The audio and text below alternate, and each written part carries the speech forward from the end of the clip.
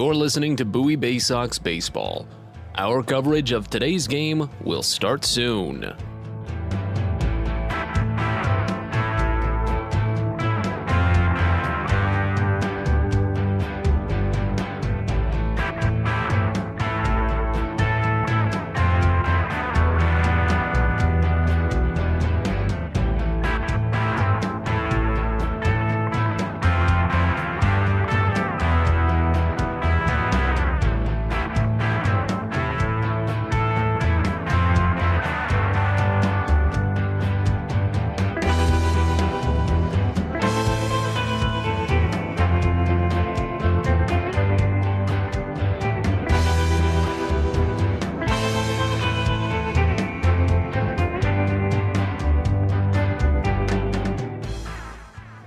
You're listening to Bowie Baysox Baseball.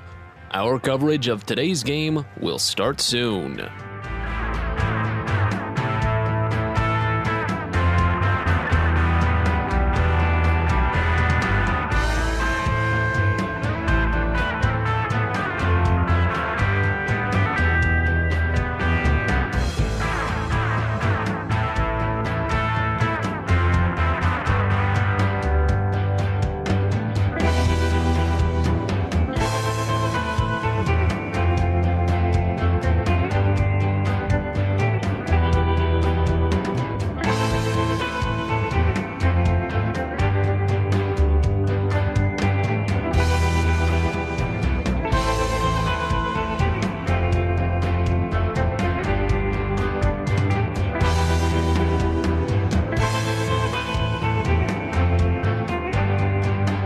You're listening to Bowie Baysox Baseball.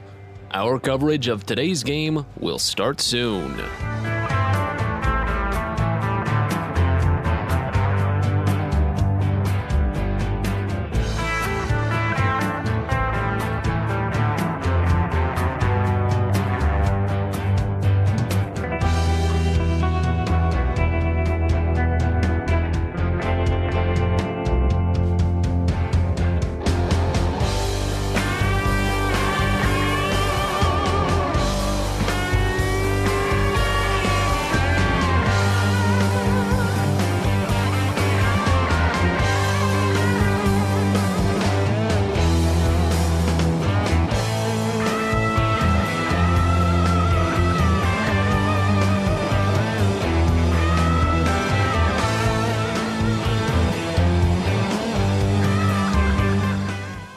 You're listening to Bowie Baysox Baseball. Our coverage of today's game will start soon.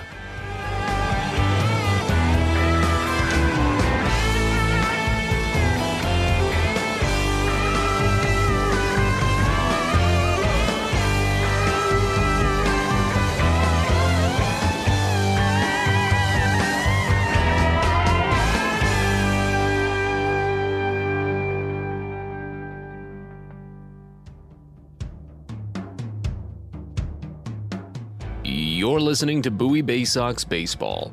Our coverage of today's game will start soon.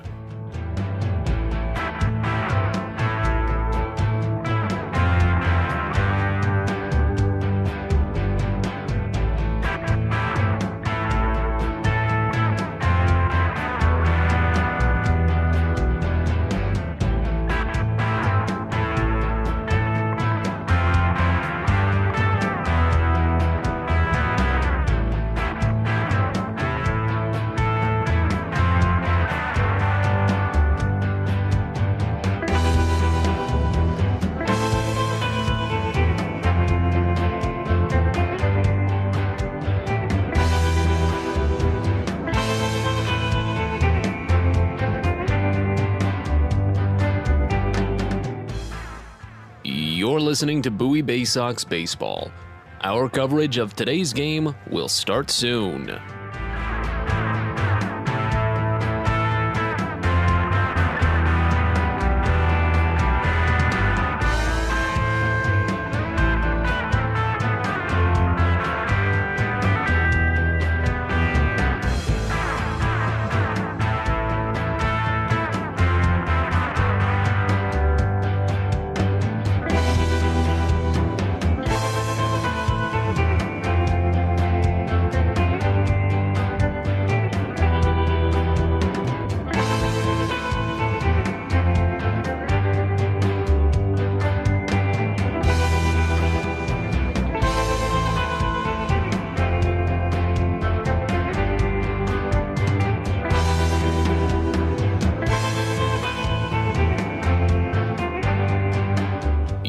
listening to Bowie Baysox Baseball.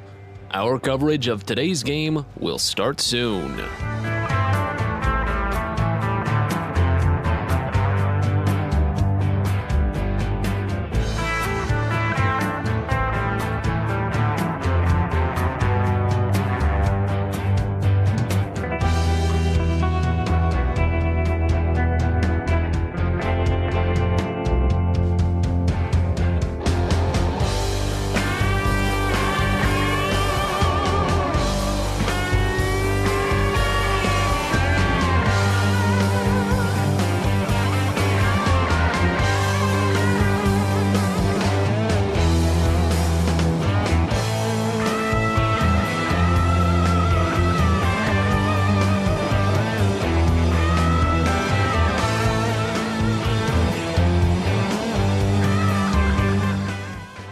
You're listening to Bowie Baysox Baseball. Our coverage of today's game will start soon.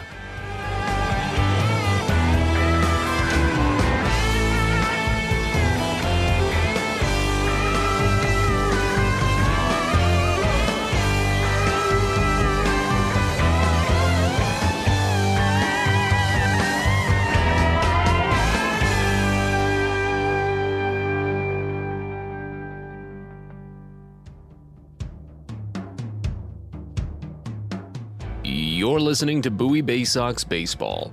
Our coverage of today's game will start soon.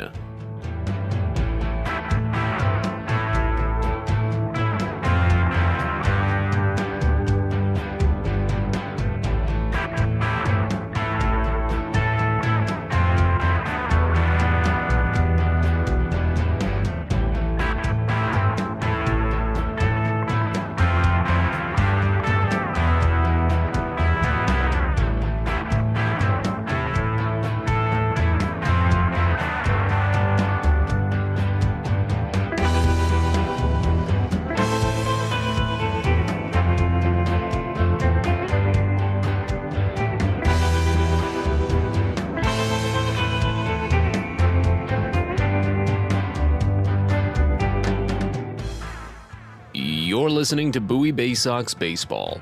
Our coverage of today's game will start soon.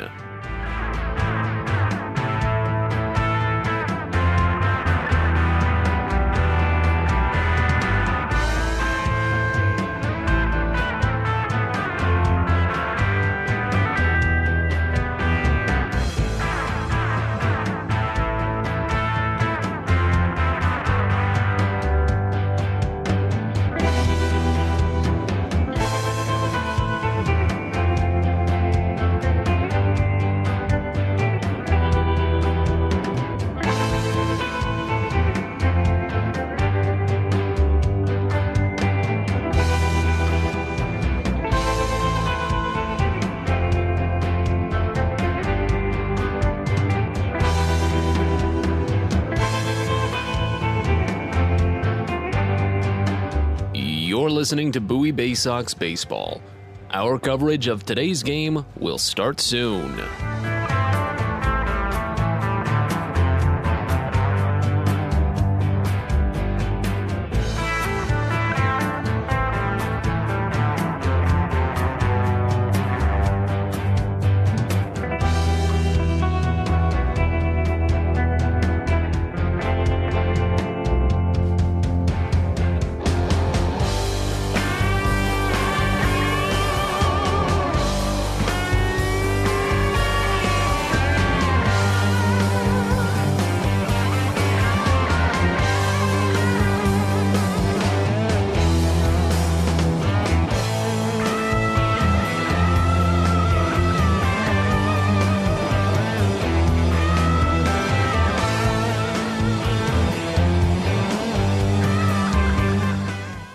You're listening to Bowie Baysox Baseball. Our coverage of today's game will start soon.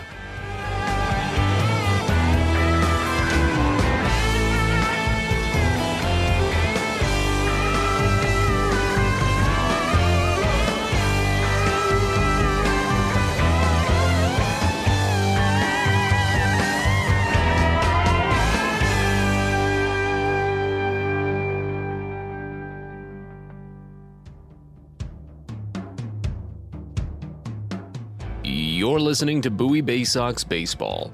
Our coverage of today's game will start soon.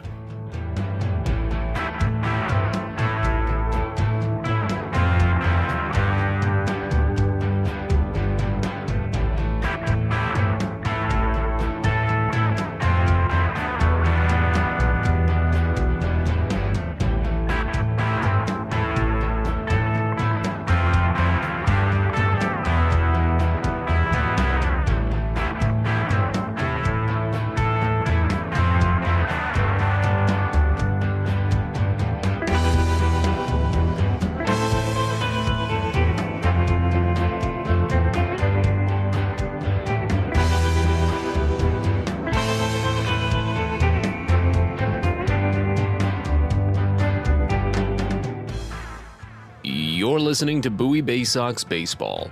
Our coverage of today's game will start soon.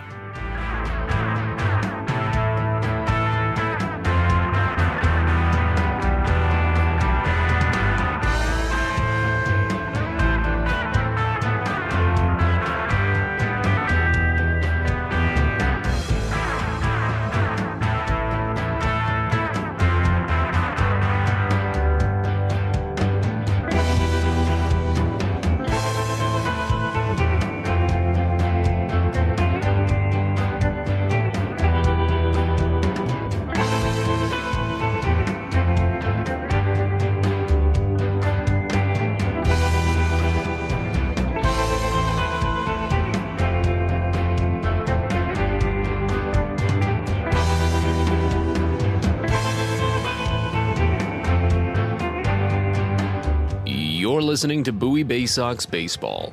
Our coverage of today's game will start soon.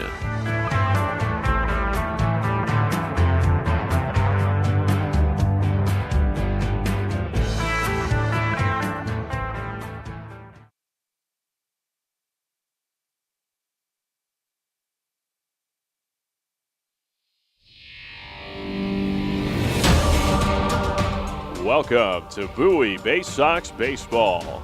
It's time now for the DCA Imaging Systems pregame show.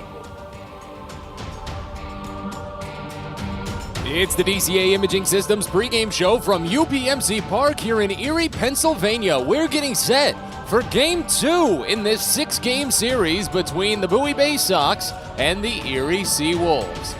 Glad you're with us. Matt Zabatas with you from Erie, Pennsylvania. It was a bit of a forgettable night for the Baysox last night. Handed their largest shutout loss of the season, 11-0. A very difficult to talk about and honestly difficult to watch game at a lot of points. But those things will happen from time to time. Just about every team in the league, every team in baseball is going to go through a big clunker here and there. This one, a little bit of historical precedence because it's the first time the Erie had been shut out by such a wide margin since 2018 when the Harrisburg Senators did it to them against, back on, what was that, July 6th. They got it done there. But here's a quick little note. The Baysox are 2-0 after their 2 shutout losses prior over the course of this season. They got shut out 8-0 against Richmond, their first shutout loss of the year back in April, and then they turned around and shut out Richmond 10-0 the next night. Their previous shutout loss was actually also to Erie, a 6-0 shutout loss in a rain-shortened 5-inning game. Bowie would turn around and win 7-2 in the following game. So they do have a little bit of momentum and a little bit of chip on their shoulder after these shutout losses. Hopefully it will carry over into today's game as well, as the Baysox will actually have a tough test against them, going up against one of the best starting pitchers in the Eastern League right now, Austin Bergner. Justin Armbruster will start for Bowie, making his Double-A debut, and we'll walk you through the starting pitching matchup in just a little bit. But first, let's walk you through the main numbers for today's game. Bowie comes in for game number 65 on the season. They're 25-39 on the year, a 3-game losing streak, as the Baysox are 4-6 over their last 10 and 11-20 when playing on the road. Erie comes in for game number 65 on the year as well. They're 36-28 on the year, a 3-game winning streak for the Seawolves. They're 6-4 over their last 10 and 19-9 when playing in front of the home crowds here at UPMC Park. The Baysox are 12 games out of first place right now in the Southwest Division, 6th overall in the 6-team division. But of course, with only 5 games remaining in the first half, Bowie is out of contention for a first-half playoff spot. Next closest team to them at the moment is Harrisburg. The Senators are 9 games out of first place, so Bowie is 3 games back from 5th place overall. The Seawolves are very much in contention. They are only 1 game out of first place at the moment. They are in 3rd overall, however. Akron and Richmond have identical 37 and 27 records atop the Southwest Division. Meanwhile, Erie at the 36 and 28 mark as mentioned, but do need to recall, as they do have only the 5 games remaining in the first half, they do not own any tiebreakers over Akron or Richmond. So on the standings, they may just be 1 game back, but in order to actually secure a spot in the playoffs, they will need to get fully ahead. So 2 games back at the moment, if you want to look at it with a bit of a semantics glance. But it is still a very tough and long road for Erie, considering who Richmond and Akron are playing. Akron is playing Harrisburg at the moment, a team that, again, is under 500, 8 games under 500 to be precise. And Richmond is playing Portland, who has an identical 28 and 36 record to Harrisburg. And the Sea Dogs, they had been scuttling going into that series, but a Portland win last night was their 3rd consecutive win, putting Akron into that tie for first place. So it's a logjam at the top, and of course, Erie will continue to push as hard as they can to try and pick up their first postseason berth since 2013. Let's tell you about today's starting pitching matchup, because there are no roster moves coming into today's game. Of course, Justin Armbruster was added to the roster yesterday, but he's been the most recent move for either team. It'll be Armbruster for Bowie and Austin Bergner to go for Erie. Let's start with Bergner. A 4-2 record, a 2.41 ERA for the right-hander, 12 games all starts. 59 and 2/3 innings of work. He's struck out 60 batters, walked 23, allowed 7 home runs, and opponents only hitting him at a 173 clip this season. Bergner is in his 4th season of pro ball and his 1st in Double-A. Former Tar Heel was on a slow start to the year when he allowed 7 earned runs in his first 3 starts, just 11 and 1/3 innings of work, and he only reached the 5th inning once. But since then, he has only made 1 start after the start of May, in which he's allowed multiple runs. And that's coming up on a stretch of about 2 months at this point. And that was actually against Bowie. His first start of this season against Bowie, he actually started twice in the 6-game tilt at Prince George's Stadium. He walked just 3 batters over a lengthy stretch, but he walked 4 Baysox in 4 2/3 innings. And then Bowie turned around on Sunday and tagged him for 4 runs in that second start to close out the series, what eventually became a big win for Bowie. He also gave up a 2-run home run to Andrew Dashbach, but Dashbach will not be in the lineup today, so it'll be on the rest of the Bowie lineup to try and see if they can knock one out against him.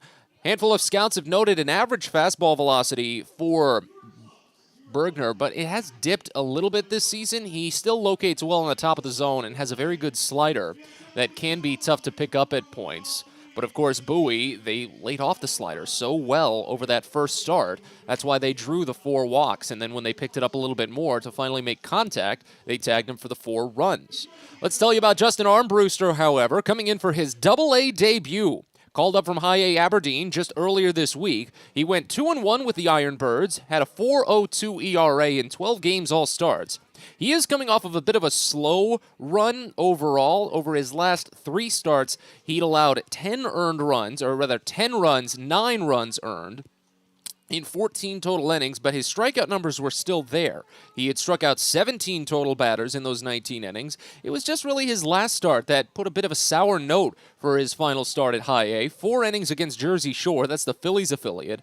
5 hits, 5 runs, 4 earned, and he walked more than he struck out for the only time on the year. He has been a little bit susceptible to the long ball lately, allowing 4 home runs in his last 3 starts, but overall he's still more of a ground ball pitcher, and this is a bigger ballpark in terms of general outfield. Fortunately for Armbruster, this is going to be his debut not at Prince George's Stadium. As nice as it would be to start at your home ballpark, Prince George's Stadium is, of course, one of the most hitter-friendly parks in the league, and those short corners, those 309 feet corners to both left and right field can be very, very difficult for pitchers to really work with if they're not familiar with it. So Armbruster should be getting a good taste here of some hot Double-A hitting, of course. Erie does have one of the best offenses in the league and some of the best hitters in the league in terms of individuals, so it's not like it'll be an easy one for Armbruster, but he does have just a couple of things in his favor. If he works his breaking stuff low enough to get those ground balls that worked with him well in Aberdeen,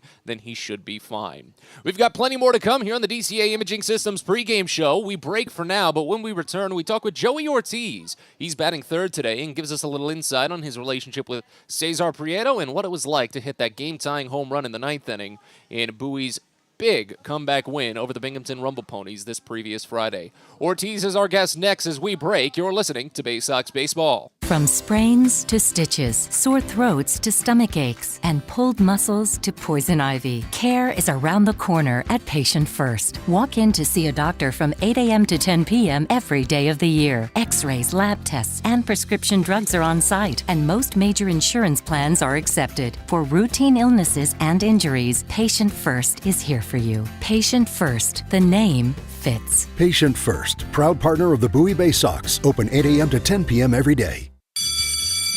Hey Baysox fans, if you've got a teacher or educator in your life that's meant a lot to you, or if you're one yourself, then you don't want to miss out on the Baysox Educator Appreciation Week from Tuesday, June 28th to Friday, July 1st. Teachers and educators who show a school ID at the Baysox ticket office will get 2 free tickets to a game of their choice between those days, all sponsored by Educational Systems Federal Credit Union. Again, it's Educator Appreciation Week at Prince George's Stadium, Tuesday, June 28th to Friday, July 1st. Everyone deserves a great smile, and Rad Orthodontics is here to help you, Bowie Baysox fans. Rad Orthodontics accepts most insurance, and whether it's braces or Invisalign aligners, anyone can get the smile they've always wanted with our flexible payment options. With 2 of the country's leading orthodontists right here in the DC area, we love to see Baysox fans smile with confidence. So get that amazing smile you deserve. Visit radsmile.com today and book your free consult. That's radsmile.com for Rad Orthodontics, official smile provider of the Bowie Baysox.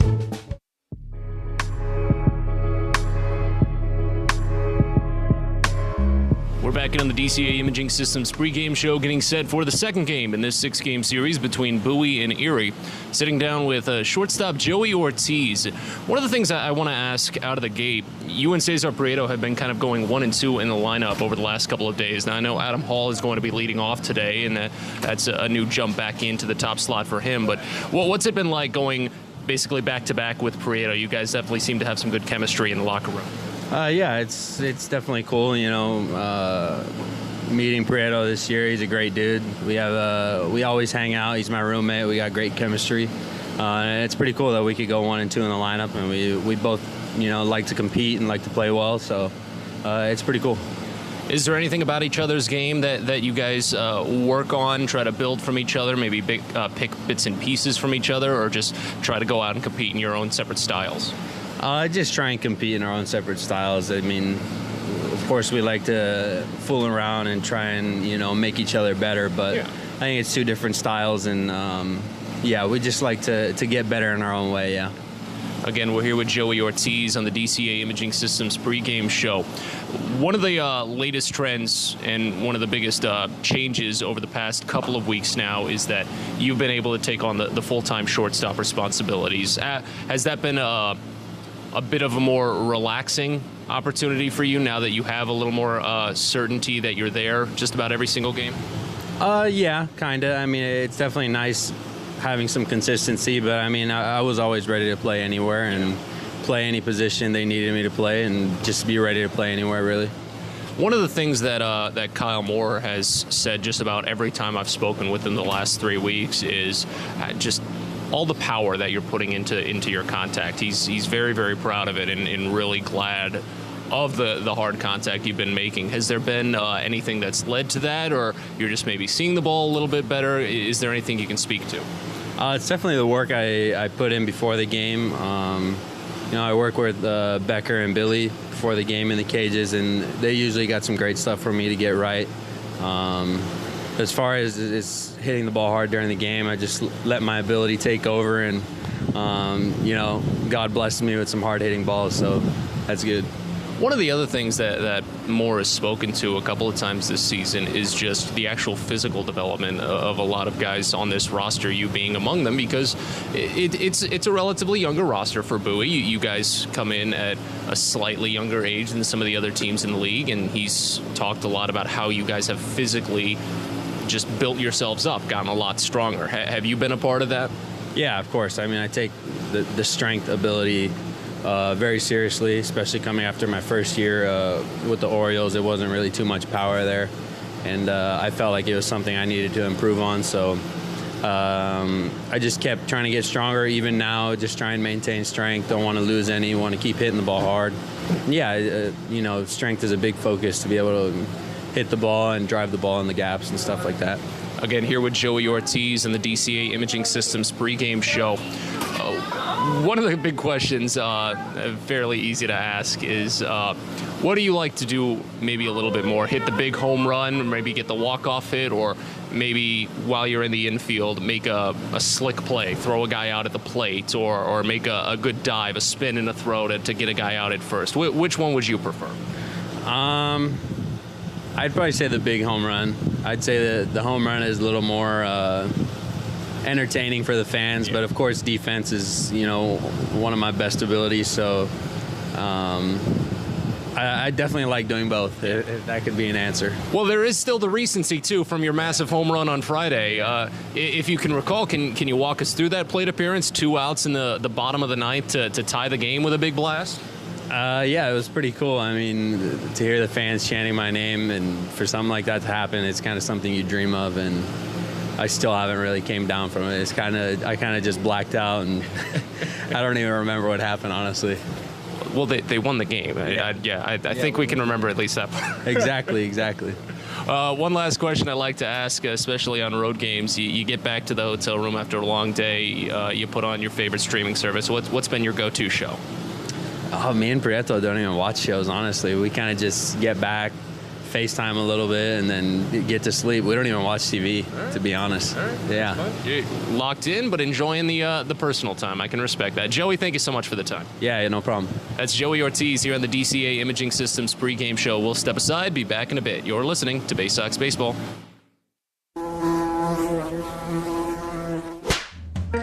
Pest Now is proud to partner with the Bowie Baysox and provide their pest control services. For all your residential and commercial pest control needs, call Pest Now. For general pest control, termite control, mosquito control, and all other pest control services, call Pest Now. You can reach us at 301-231-8300 or visit us online at www.pestnow.com. Are you interested in beginning or expanding on a career in the pipe fitting, pipe welding, or HVAC service industry? Are you interested in a career path that will set you up for life without experiencing any college debt? If you are interested in these things and you live in the D.C. area, the Steamfitters UA Local 602 Apprenticeship Program is the best choice for you. For more information about our apprenticeship program and how to apply, please visit steamfitters-602.org. That's steamfitters-602.org. Hey kids, the Baysox Futures Club is the best way to be a fan of the Baysox, and it's completely free for kids ages 3 through 12. Futures Club members get access to special members-only events, discount ticket offers, and free gifts for just signing up. Parents, head over to Baysox.com to sign up your kids, so don't miss out on all the promotions and giveaways at Prince George's Stadium this season and next. The Baysox Futures Club. Sign up now at Baysox.com.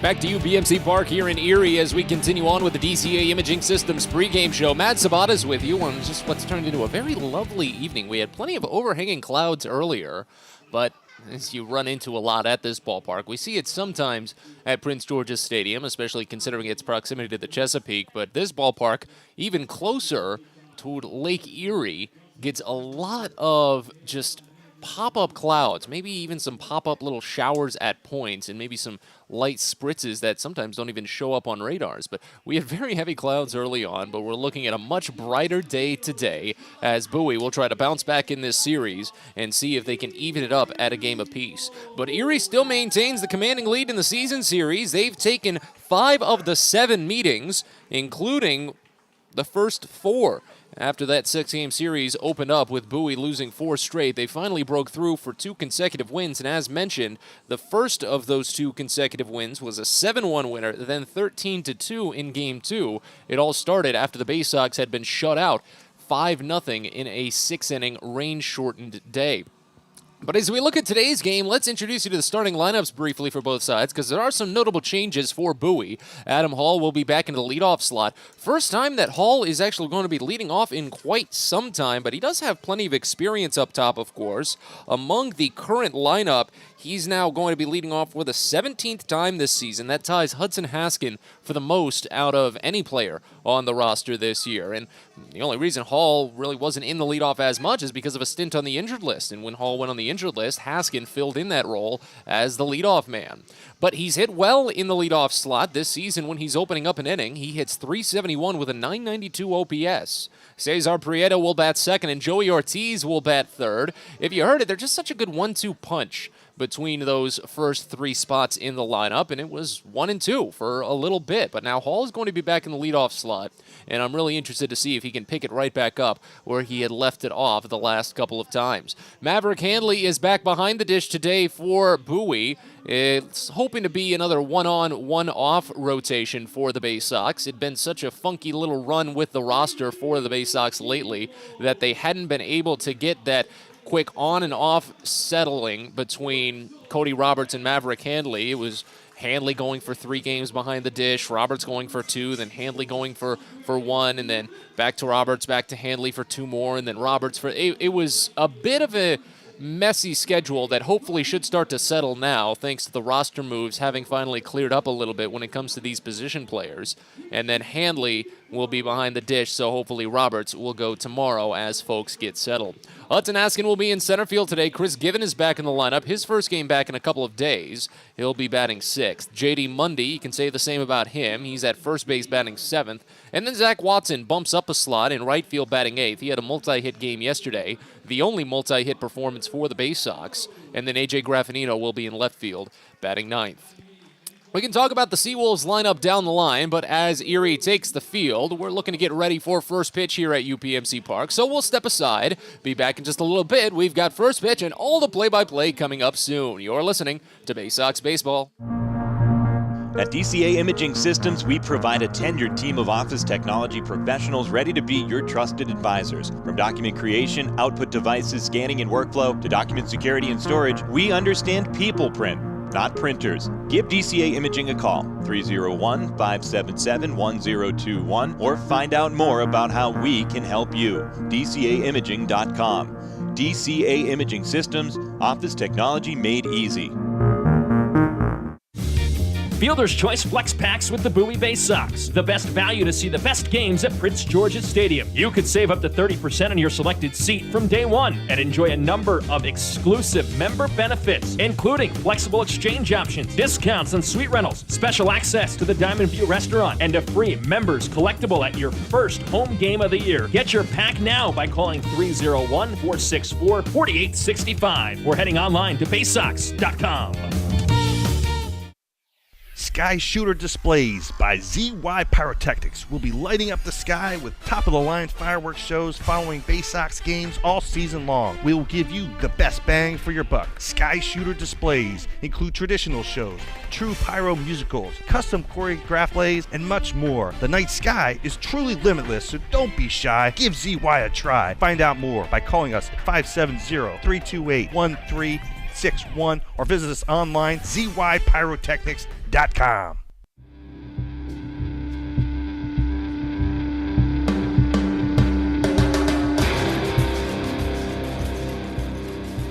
It's time for Bowie Baysox Baseball. The Baysox are the AA affiliate of the Baltimore Orioles. Coverage of the 2022 Bowie Baysox season is brought to you by Chesapeake Employers Insurance, DCA Imaging Systems, On the Green, Patient First, Royal Farms, Smile Doctors, and ZY Pyrotechnics. And now, live from the ballpark, it's time for Bowie Baysox Baseball. We're Ready to go from UPMC Park. It's game 2 in this 6-game series between the Bowie Baysox and the Erie Seawolves. Matt Sabat is with you from Erie, Pennsylvania, and as Austin Bergner warms on the mound for the Seawolves, the starting lineup for the Baysox that he'll face looks like this. Leading off, it's the designated hitter, Adam Hall, followed by Cesar Prieto at second base, batting second. Joey Ortiz is the shortstop today. He bats third. Maverick Handley is the catcher. He bats fourth. Hudson Haskin is in center field today. He bats fifth. Chris Given at third base bats sixth. J.D. Mundy at first base bats seventh. Zach Watson in right field eighth. And A.J. Graffinino in left field bats ninth. The Baysox are the AA affiliate of the Baltimore Orioles. They're managed by Kyle Moore, assisted by Brandon Becker, Josh Conway, Tim DeJohn, Billy Facto, and Chandler Geller. Calvin Christensen is the video coordinator. Lindsey Birchfield and Blake Wooten are the athletic trainers. Bowie is 25-39 on the season, a 3-game losing streak. And once more, that lineup for the Baysox, you've got Hall, Prieto, Ortiz, Handley, Haskin, Given, Mundy, Watson, Graffinino, all to face off against Austin Bergner on the mound. UPMC Park here in Erie, 328 feet down the line to right field, 317 to left, and 400 to straightaway center field, 367 feet to the right center field gap, and 356 feet to the left center field gap. As right-hander Adam Hall digs in. 271 average with a 725 OPS this season for Hall, 36 games played. Bergner kicks, fires home the first pitch, and it's a fastball, misses down and away for ball one as we're underway at 6:08 p.m. on an 82-degree, beautifully sunny day here in Erie, Pennsylvania. Bergner turns, winds, and fires the 1-0. Fastball misses high again, and the count goes to 2-0 on Hall. 8 doubles, no triples, a homer, 11 runs batted in for Halsey this season. They play him straight up on the infield, a little bit the other way for the right-hander in the outfield. Here's the 2-0 pitch. Hall fouls it off. Fastball was in on the hands, and the count goes to 2 balls and a strike. Hall now leading off 17 games this season, ties him with Hudson Haskin for the most games led off. But he was the main leadoff man to start the year before taking a brief stint on the injured list. The 2-1 pitch. Hall grounds it slowly over to shortstop, shuffling and gobbling it at the wrist. Gage Workman from the edge of the outfield grass. He gets it to first, a little high, but in time. 6-3 put out, and that's how the day gets started. Let's tell you about the defense alignment for Erie. From left to right in the outfield, you've got Andrew Navigato, Parker Meadows, and Kerry Carpenter. Andre Lipsius is at third base. Gage Workman is at short. Wenzel Perez is at second. Dane Myers at first. And Dylan Dingler catches behind the plate for Austin Bergner on the mound. Here's Cesar Prieto, first pitch. Called a strike. Changeup hits the outside edge. It's 0-1 to open. 272 average for Prieto, a 662 OPS in 24 games played. 5 doubles, no triples, a homer, 6 batted in. Next pitch. This changeup misses wide, and the count goes even at a ball and a strike. Austin Bergner, 6'5", 210-pound, 24-year-old right-hander from Boca Raton.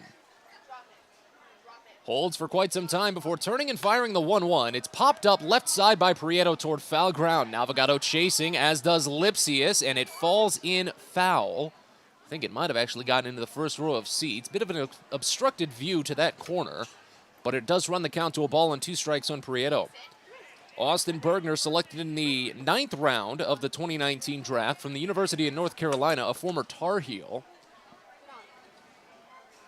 As the 1-2 to Prieto comes in, and this one is lifted out toward left center field. Ranging on it, Meadows. He curls around just in front of the crossover into the shade from Erie Insurance Arena and makes the catch, 2 away. Your umpiring crew in today's game, Jude Corey is at third base. Sean Cassidy is at first. Kelvis Velez is the crew chief. He's calling the balls and strikes behind home plate. Here's Joey Ortiz. Shortstop batting third today with a 216 average and a 629 OPS in 57 games played. 12 doubles, 2 triples, 4 homers, 28 runs batted in. First pitch. Ortiz watches high fastball. It's 1-0. Now, Bergner, a former Tar Heel, just like longtime Baysox broadcaster Adam Pohl. If he's listening, well, he can tell you a little bit more about it. 1-0 the count on Ortiz. Next pitch. Fastball dots the lower inside corner for a called strike, and the count goes even at 1.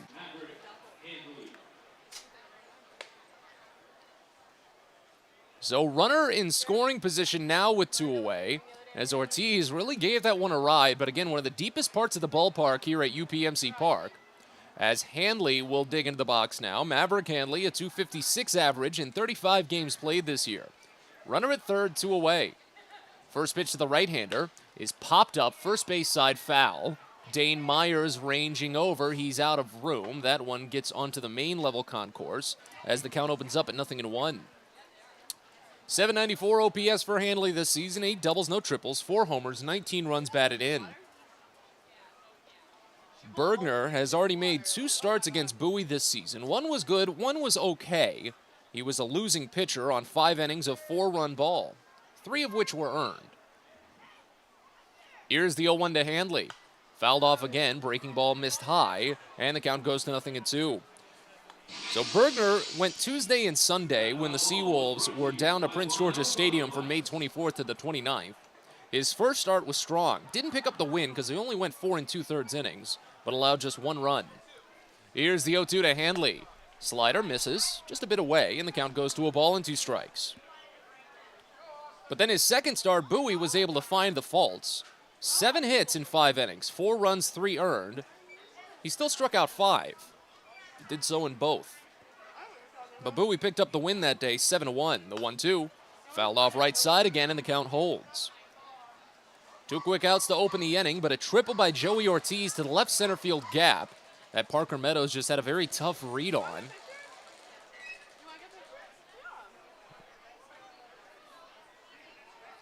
As Bergner stepped off the rubber for a brief moment to get some rosin on the hand.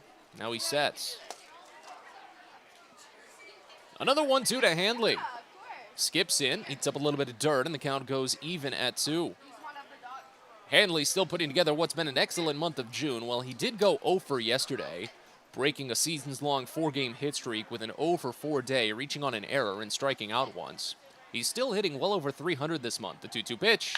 Line drive, up the middle, a base hit. Ortiz scores as Handley singles, and the Baysox lead 1-0 here in the top of the first. 2-out RBI knock for Handley, just right past the outstretched glove of the pitcher and over second base. So Handley has hits now in 5 of his last 6 games and picks up his 20th RBI of the season. As Hudson Haskin will dig into the box. Runner now at first, still 2 away.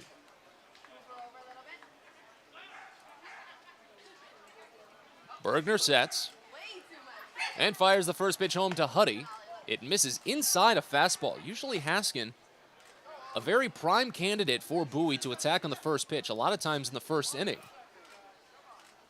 But he's been seeing how it's going so far and decided to lay off, see what Bergner dealt him, and it was an inside fastball. 1-0. Hard hit ball, picked on the bounce by Bergner. He underhands it to first base after a couple of steps, and it's there. 1-3, and the inning is over. But Bowie gets on the board. RBI single by Maverick Handley. And as we go to the bottom of the first, it's Bowie 1, Erie coming on up. You're listening to Baysox Baseball. At Luminous Health, we want you to feel your best. This summer, take the time to catch up on your annual health screenings. Visit us at our Anne Arundel Medical Center, Doctors Community Medical Center, or one of our primary care offices in your neighborhood. At Luminous Health, you are the MVP. Learn more at luminoushealth.org.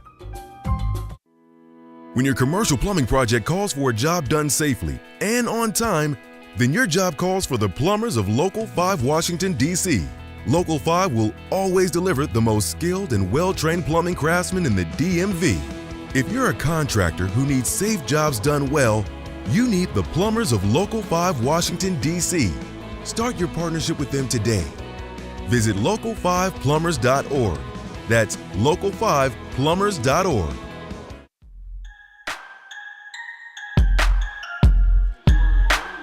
We're on to the bottom of the first here at UPMC Park as the Baysox lead 1-0. Matt Sabat is with you with Justin Armbruster warming on the mound to make his Double-A debut for Bowie. He prepares to face off against the following Erie Seawolves lineup.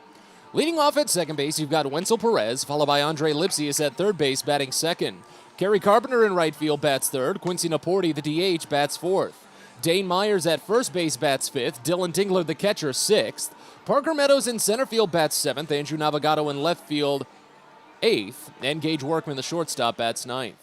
The Seawolves are the AA affiliate of the Detroit Tigers. They're managed by Gabe Alvarez, assisted by John Murray and Dan Reichabal and Ali Cady. Chris Vick is the athletic trainer. Erie is 36-28 on the season, a 3-game winning streak, 1 game out of first place in 3rd in the Southwest Division. And once more that lineup, it's Perez, Lipsius, Carpenter, Naporti, Myers, Dingler, Meadows, Navigato, Workman, all to face off against Justin Armbruster on the mound, making his AA debut. Perez digs in, switch hitter batting lefty, a .350 average just in his 5 brief games at the AA level as the first pitch comes in, and it's a fastball. Blazes for a called strike on the outer edge, and it's 0-1 to open. .350 average with a 10.08 OPS, so 1,008. As the 0-1 is driven in the air to left field, running toward foul ground. A.J. Graffinino now running down. It falls in foul as he had a difficult little run on it. That route was interesting, but again, the way that the walls jut out to protect the bullpens at this ballpark can be difficult to navigate. But since it falls in foul, it just runs the count to 0-2. That's all that matters here. Armbruster looking for a quick strikeout to open up his AA career. We'll get you his numbers in a little bit, but they were very good with High A Aberdeen, including an impressive number of strikeouts. So he tries to continue that trend here at the new level. They put the shift on, and the 0-2 pitch is swung on, driven out to right field this time. Zach Watson hesitated for a minute before finding it in the sun, runs in and makes the catch, and there's one away. Tell you about the defensive alignment for Bowie. From left to right in the outfield, you've got A.J. Graffinino, Hudson Haskin, and Zach Watson.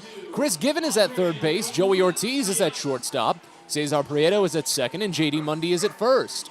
Maverick Handley catches behind the plate for Justin Armbruster on the mound.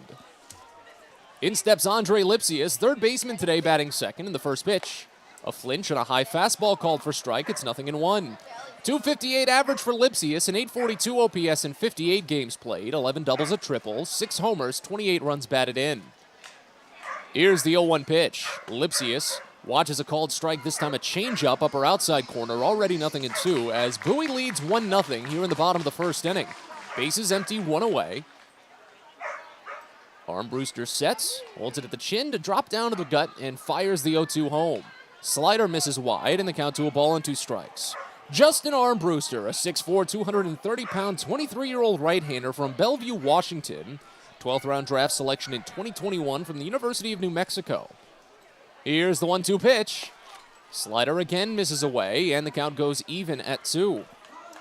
Making his AA debut today, as Armbruster went 2-1 with a 4.02 ERA in 12 games, all starts with High A Aberdeen to open the year. 2-2 pitch. Swinging a line drive, left center field, that'll fall in. Hudson Haskin picks it up in center as Lipsius stops at first base.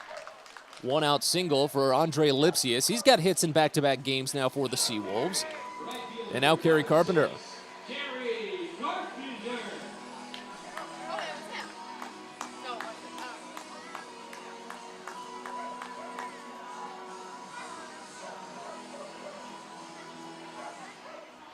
Left-hander Carpenter digs in, hitting .311 this season, a 1027 OPS in 60 games played. And time called. Maverick Handley asked for it. And we'll wait on the first offering. One of the good parts right now, to hopefully not make the jump to AA any more difficult for Armbruster, I'll mention in a second. Here's the first pitch. Fastball blazes in for a called strike inside edge. It's 0-1. The uniformity of the pitch clock at the moment should be very, very helpful for guys like Armbruster that are making that jump up. There's not too many changes in the timing. I think there's a difference at AAA, and that's it. Here's the 0-1 pitch. Swing and a miss. Maybe got a piece, but it's another fastball, and the count goes to 0-2. 14 doubles this season for Carpenter. Minor league leading 22 home runs with 48 runs batted in. Runner at first, 1 away. Carpenter's hit into 3 double plays this season, but he's mostly a fly ball hitter, the 0-2. This is up and away. Tried to get him to chase on the changeup, and the count goes to a ball and 2 strikes. Armbruster is coming off of a mild-mannered start against Jersey Shore, his final start at the High A level. Jersey Shore is the Phillies affiliate, where he tossed 4 innings, gave up 5 hits and 5 runs, 4 earned. Walked 3, only struck out 2. The 1-2 pitch fouled off. Curveball just nicked back to the screen as the count holds at ball and 2 strikes. It was the only start all season in which Armbruster walked more batters than he struck out. He did have a couple of equals, but never walked more than he struck out. 53 and 2/3 innings. He logged plenty of punch-outs, 63 total. Here's another 1-2. Popped up again, foul. This one out of play behind the screen. Count remains. 63 strikeouts in 53 and 2/3 innings, only 18 walks, but he's allowed 8 home runs and 4 over his last 3 starts. Well, can you tell it's Bark in the Park Day? Another 1-2 to Carpenter. Swinging a reach, poked out toward right center field, but this one splitting the gap easily as it falls in for a hit and gets past Zach Watson. It's picked up by Hudson Haskin as Carpenter motors into second base. Lipsius moves to third. It's a 1-out double to put runners in scoring position. 15th double of the season for Carpenter, and now Quincy Naporti.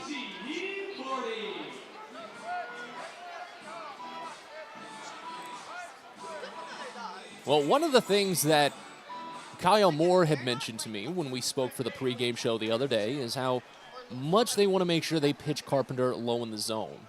And it just didn't seem like that was happening with Armbruster here.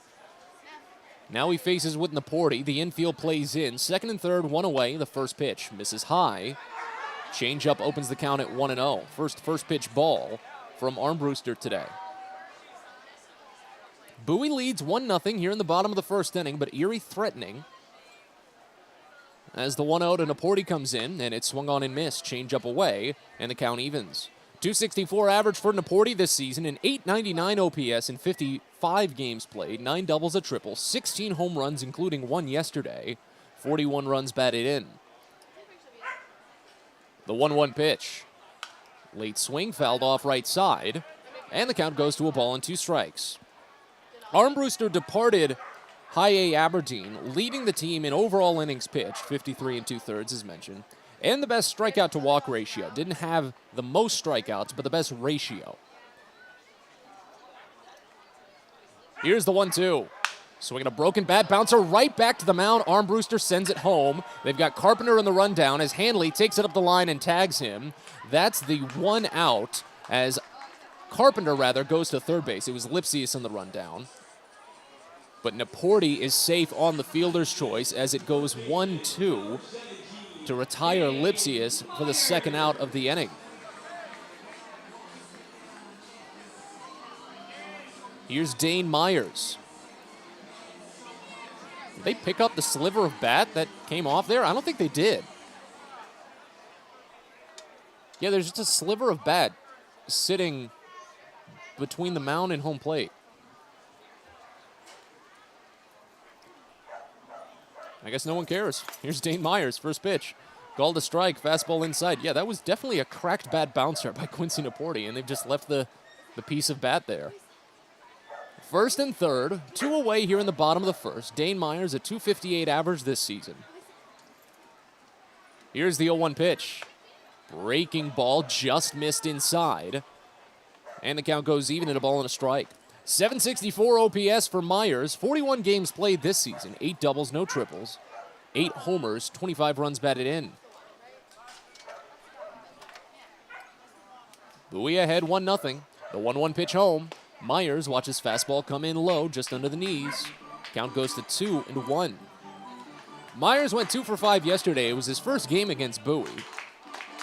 If I'm not mistaken, he was down on a brief trip to High A, just filling a need with West Michigan as they were a little short-staffed. The 2-1, breaking ball fouled off, a bouncer to the left side, and the count goes even at 2. Big opportunity now for Armbruster to try and log that first AA strikeout. He hasn't worked to a 3-ball count yet, and all 5 batters he's faced, he's worked to a 2-strike count. He needs the put-down pitch to set the tone early. Here's the 2-2. Swing and a miss, he got him. Fastball away, and a good way to log your first AA strikeout. Justin Armbruster strands a tying run at third base, and as we go to the second, Bowie leads 1-0. You're listening to Baysox Baseball. There's plenty going on at Prince George's Stadium on Saturday, July 30th. It's the Island Luau night at the ballpark as the Baysox battle the Altoona Curve. Live music from the islands, inspirational dance performances, and more. But that's not all. It's also Maryland's worst car show. Do you own a clunker, a piece of junk on wheels? Well, here's your chance to show it off. Again, that's all on Saturday, July 30th. So head to Baysox.com to purchase tickets and find out more about registering for Maryland's worst car show. Hope to see you there. If you own or operate a building or facility, or if you're a general contractor that is located or operates in the D.C. area, there is no doubt that it is important for you to have the best trained and most qualified people working for you. Members of Steamfitters UA Local 602 provide the highest level of HVAC, mechanical, and specialty piping services to the various customers we serve. For more information about the services we provide and for a list of companies you can hire, please visit steamfitters-602.org. A birthday bash with the Baysox is the best time at the ballpark. Bring your friends and family out to celebrate and be the star of the show. Dance on the dugout with Louie, play games in the stadium, introduce a batter in the game, and you'll even get to have the stadium sing for you. Baysox birthday parties, an unforgettable, one-of-a-kind experience at Prince George's Stadium. Book yours by calling 301-464-4880 or at baysox.com.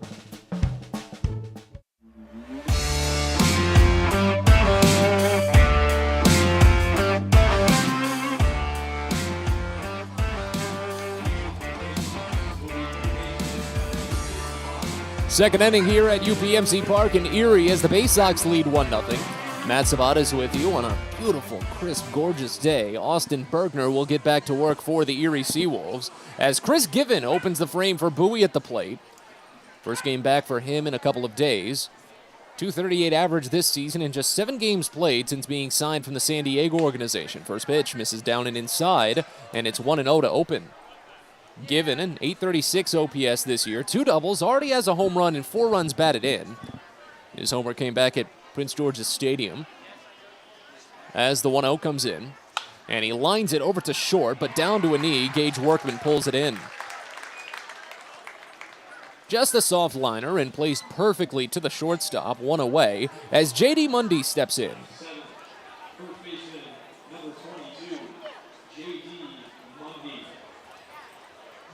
So here's Mundy.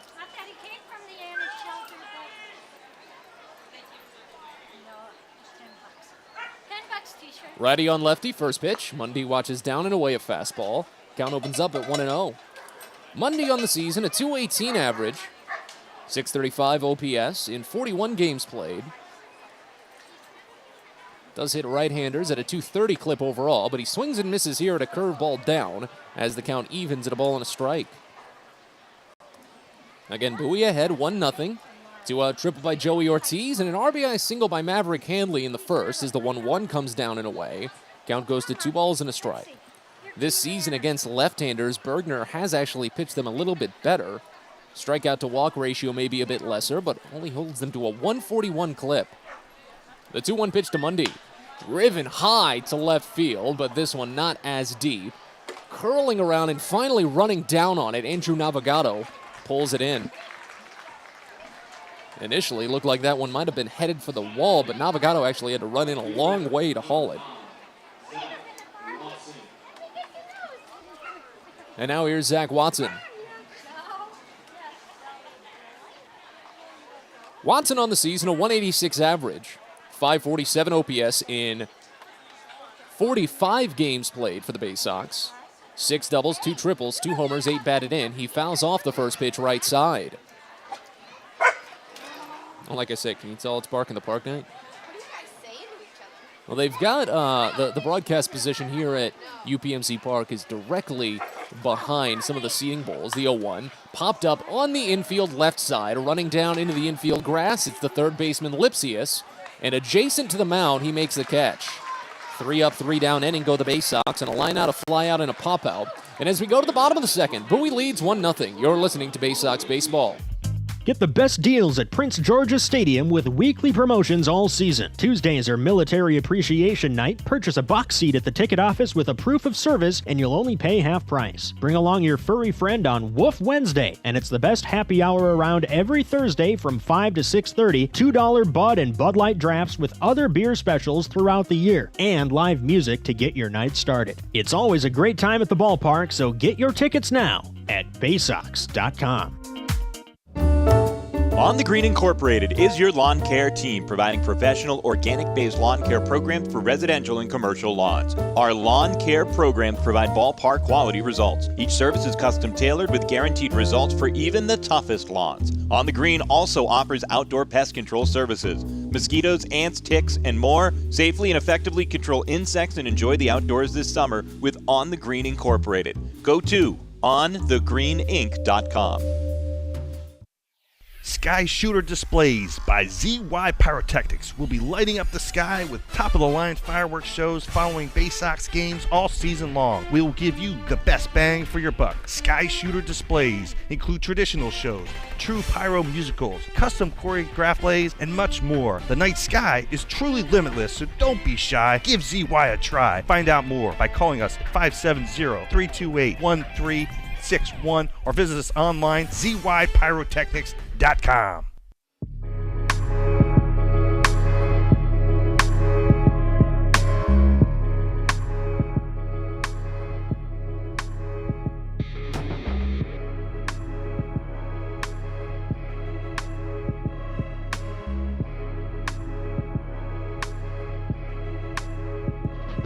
Bottom of the second here at UPMC Park as the Baysox lead 1-0. Dylan Dingler will lead it off, the number 6 batter, as Justin Armbruster continues on the mound. First pitch, right-hander Dingler watches high for a ball. It's 1-0. Matt Zabata's with you on what's been a very lovely evening and what's really set to be a great week here at the ballpark in Erie to close out the first half of the 2022 season. Here's the 1-0, swing and a miss, breaking ball away, and it's 1-1. Dingler at .234 average and a .702 OPS in 56 games played this season, 13 doubles, a triple, 5 homers, and 24 runs batted in. Waiting on the 1-1 pitch. Here it comes. Dingler fouls it off right side, and the count goes to 1-2. Dingler has had an inordinate amount of walks against the Baysox this season. It's actually very interesting to see. He's walked 6 times against Bowie, gone 6 for 13 overall.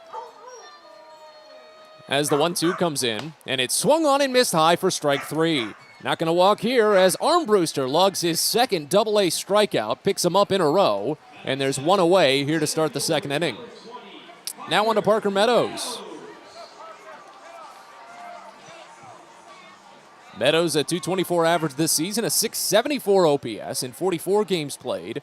7 doubles, 2 triples, 4 homers, 17 runs batted in. They play him in on the third base line and a bit to shift. First pitch, he hits it over the shift, out toward right field. Watson running in and makes the catch at the waist. Excellent sprint speed from Watson in right field, and there's already 2 away. Now here's Andrew Navigato.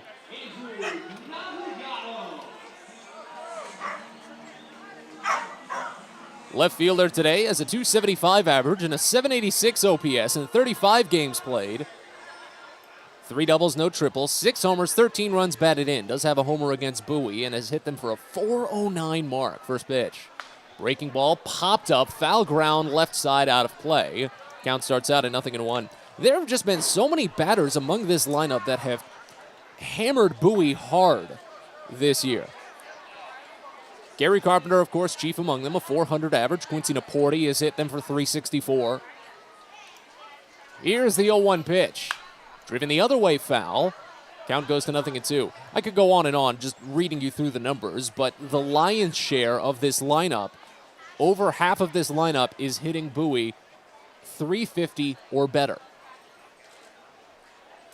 And it's not necessarily a small sample size. As the 0-2 pitch comes in, it misses high, a ball. A ball and 2 strikes on that fastball, because this is the 8th game between these two teams already, so there's been plenty of opportunity for these batters to see Bowie pitchers. Bases empty, 2 away, the 1-2. That clipped him on the hand. Maverick Hanley is saying, no, it hit the knob of the bat, but he doesn't put up much of a fight. The umpire's just giving Navigado the bag after the hit by pitch. Well, of all the statistics I keep track of, hit by pitches isn't actually one of them. So, don't have instant number to tell you how many Armbruster hit back when he was in high A. Now it turns to Gage Workman. Runner at first, 2 away, first pitch. Switch hitter batting lefty, watches a called strike on a fastball upper outside corner, 0-1 to open. 212 average for Workman this season, a 651 OPS in 58 games played. 16 doubles, 2 triples, 6 homers, 30 runs batted in. Here's the 0-1 pitch. Breaking ball misses down and in. Count goes even and a ball and a strike. Workman has a very high pull rate, and they have the outfield shifted a little bit in the other direction for the switch hitter, when we've already seen the dangers of lefties pulling the ball hard to the corner at this ballpark. It's almost a guaranteed triple, and that would tie the game in this instance. The 1-1 pitch. This is high.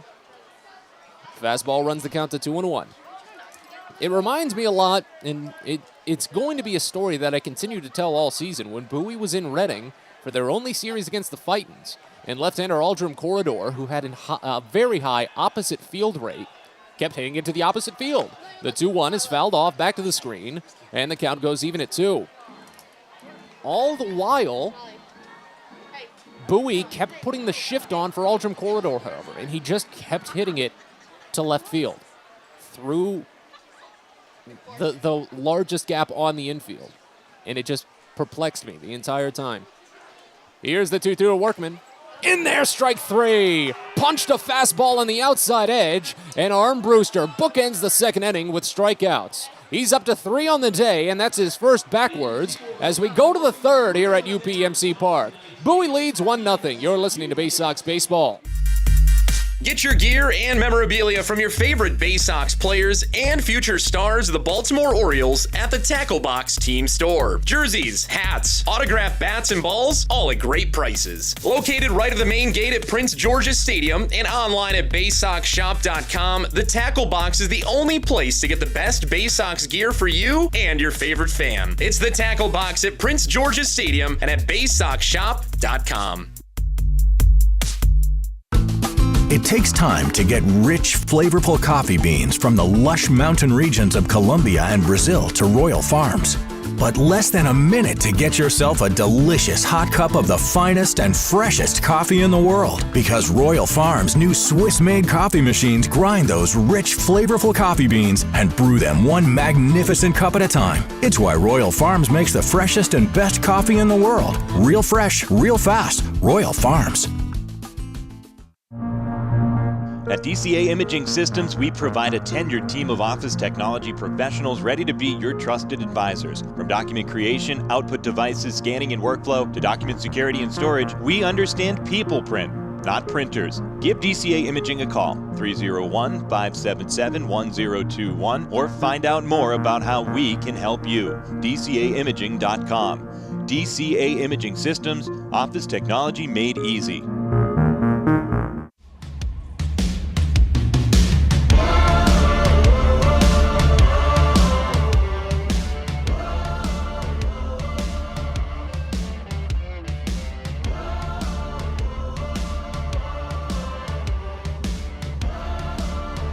We roll on to the third inning here at UPMC Park in Erie. As the Baysox have 9-1-2 due up to bat here in this frame, they hold on to a 1-0 lead. A.J. Graffinino will open it up for Bowie. First pitch to the left-hander from Austin Bergner is a blazing fastball called for strike in the upper outside corner. It's 0-1 to open. Graffinino, a .235 average this season, a .585 OPS, and 18 games played for the Baysox. No doubles or triples, a homer, 5 runs batted in. Next pitch, swing and a miss. Went after a changeup, and the count goes to 0-2. They play him mildly to pull, but the third baseman is still playing in for any sort of swinging bunt that might come his way. The 0-2 pitch to Graffinino is in there for strike 3. Bergner fed him 2 fastballs away and then nicked him with a changeup inside. First punch out for Austin Bergner today is backwards. Fans, don't forget, July 15th, it's a Friday, Dynamite Night at Prince George's Stadium. I can't say it right. I don't have the inflection of it. I'm just not a good impressionist. But Jimmy J.J. Walker is making his way out to the ballpark. Star of the 70s hit Good Times.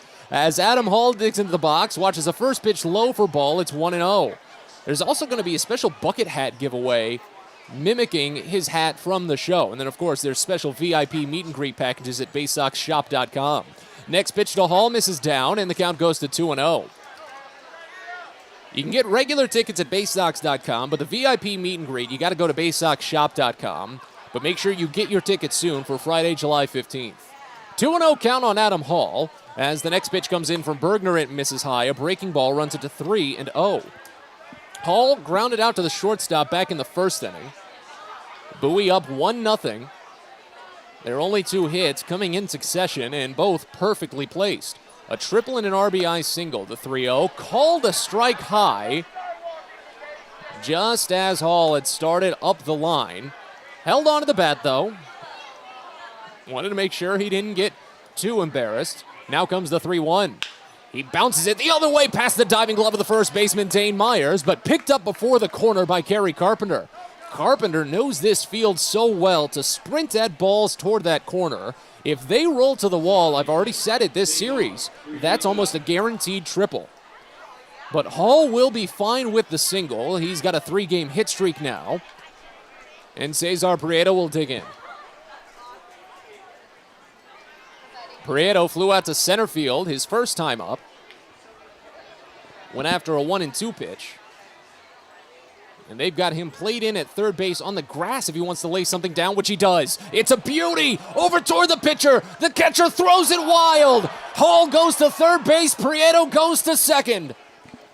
It's a bunt single and an error from the catcher as they throw it back home and it gets away. No one was backing it up and Hall scores. Bergner and Dingler were just meandering around home plate as the throw came in from right field and rolled to the Seawolves dugout. Eagle-eyed Adam Hall scores the second run, and Bowie leads 2-0. So that'll go down as 2 errors on the play now. Still the bunt single for Cesar Prieto as he's at second base. The error from the catcher allows him to get to second.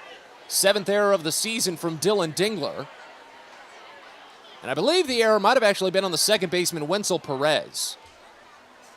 Have to catch the ruling on it in a second, though, as Joey Ortiz digs into the box. First pitch.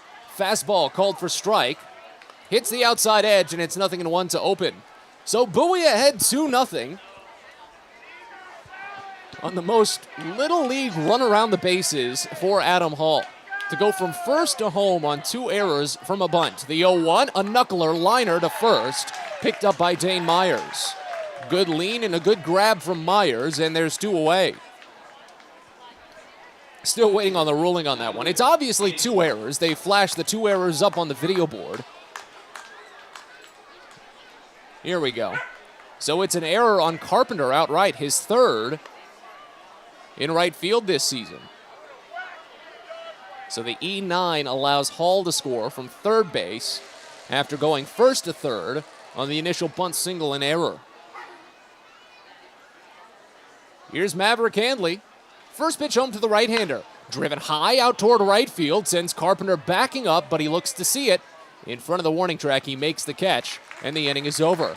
But Bowie, using a well-timed bunt and a little extra help from some lackadaisical Seawolves defense, take a 2-0 lead into the bottom of the 3rd. We're back after this. You're listening to Baysox Baseball. Most people don't know what a steam fitter is. More importantly, what we do and how much it impacts you. Just take a moment to think about what your world would look like if you didn't have the ability to generate electricity, to have heating or air conditioning, microchip production, internet service, web-based storage, cellular service, and frozen or refrigerated produce. Could you imagine? And these are just some of the things that we impact. Please visit steamfitters-602.org and let's talk about how we can bring value to you. Get the best deals at Prince George's Stadium with weekly promotions all season. Tuesdays are Military Appreciation Night. Purchase a box seat at the ticket office with a proof of service and you'll only pay half price. Bring along your furry friend on Woof Wednesday, and it's the best happy hour around every Thursday from 5 to 6:30. $2 Bud and Bud Light drafts with other beer specials throughout the year, and live music to get your night started. It's always a great time at the ballpark, so get your tickets now at Baysox.com. Well, it's a busy day at Prince George's Stadium on Sunday, July 17th. Princesses and Pirates Day at the ballpark. Don your shiniest crown, wear your fanciest slippers or your peg leg and your eye patch as Prince George's Stadium transforms into a fun fairy tale castle and a swashbuckling ballpark. It's also Louie's birthday bash. Many of Louie's mascot friends will be on hand to celebrate what should be just a fantastic day at Prince George's Stadium. That's Sunday, July 17th, so get your tickets now at Baysox.com.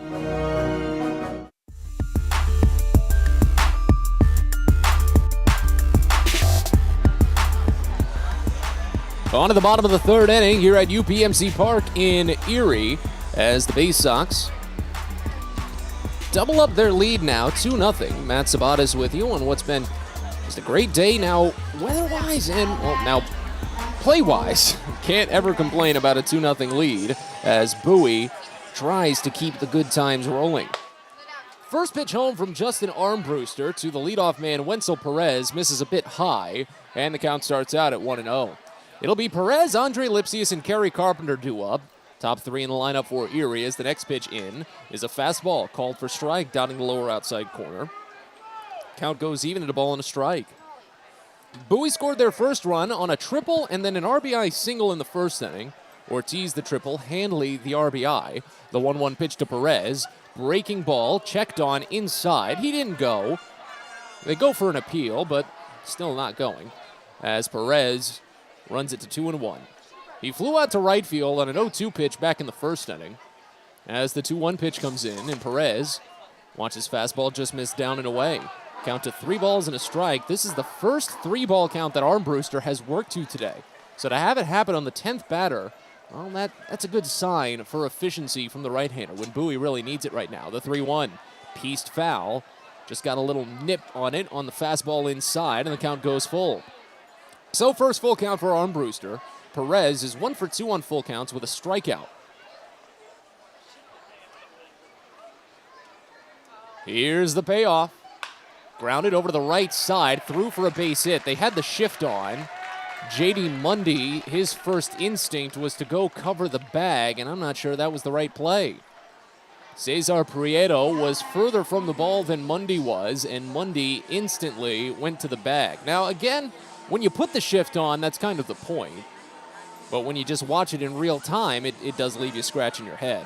So it's a single for Perez. He's got hits in back-to-back games now for Erie. First time all day that the Seawolves have put the leadoff batter on base. As Andre Lipsius digs in, he singled up the gut in the first inning. As the first pitch in, misses up and in a fastball. It's 1-0 to open. Lipsius went first to third on Kerry Carpenter's double, but was thrown out technically at home. It was more in a pickle. A ground ball back to the pitcher, went to the catcher, and then Lipsius ran back up the line to third. Next pitch. Called a strike, bottom edge. And the count goes even at 1. Armbruster, during his time at high A, averaged about 16 pitches per inning pitched.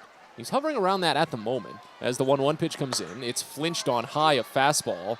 No appeal asked for as the count goes to 2-1. Again, Bowie ahead 2-0. 2-out RBI in the first inning, and then a bunt single on an attempted sacrifice by Cesar Prieto. It was really just a great bunt by Prieto that was followed by 2 errors. Runner goes, the 2-1 is grounded left side base hit through the gap. That'll allow Perez to go first to third. The hit and run, very successful, as Lipsius has his second hit of the day. He represents the tying run at first base as Perez is now at third. And now here's Kerry Carpenter. Maverick Handley will direct traffic on the defense, especially now you've got to deal with Carpenter. who had the double to right center field his first time up. You get that here, that brings at least one run home no matter what. Lipsius does have some decent speed, but he only went first to third last time. First pitch. Change up, called for a strike on the outside edge. Well-placed ball, 0-1 to open. Still a hard run of first pitch strikes for Justin Armbruster. Like to see that. 12th batter he's faced, and he's sent home 9 first pitch strikes. The 0-1, swinging a piece foul. That one comes to a rest just behind home plate in front of the catcher. It's only about a 2-foot gap to work with, but it runs the count to 0-2. As Armbruster has a big chance here to maybe pick up his 4th strikeout.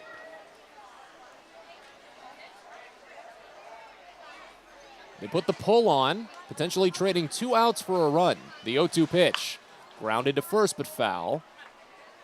Pulled a little too hard as it ricochets off of one of the boards that cut into foul ground here at UPMC Park. Again, they've got very deep foul territory until you get about 2/3 of the way up each line. Then it cuts in hard to protect the bullpens, give them a little bit of defense. The 0-2, again fouled off, this one toward the Baysox dugout as the count remains.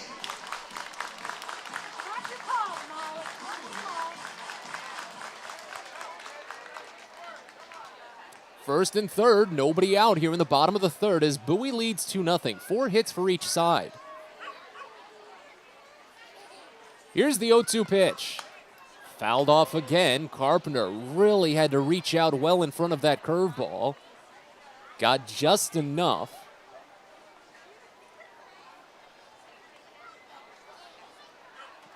To keep the count alive. Armbruster already up to 52 pitches.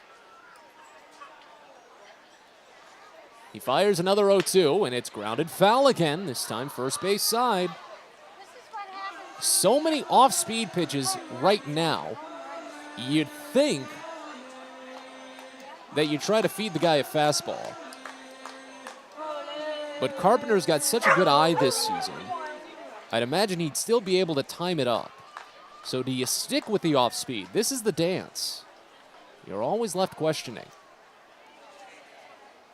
Another 0-2 pitch.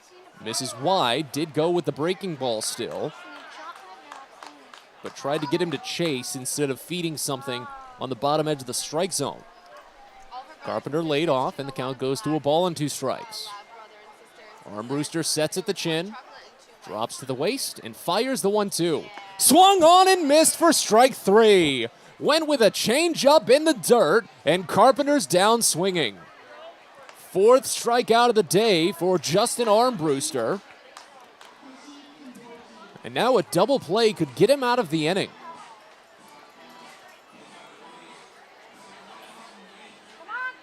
Quincy Naporti into the box. He hit it back to the mound in the first inning, taking away a runner at third opportunity. He's hit into 5 double plays. The first pitch is fouled off back to the screen, and it's 0-1 to open.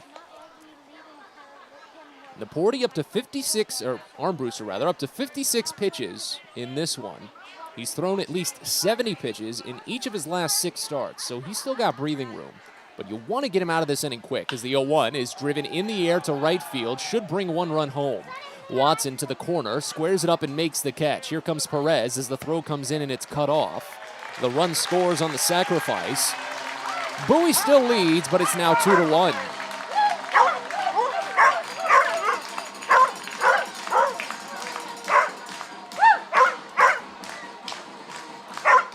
Naporti's 42nd RBI of the season.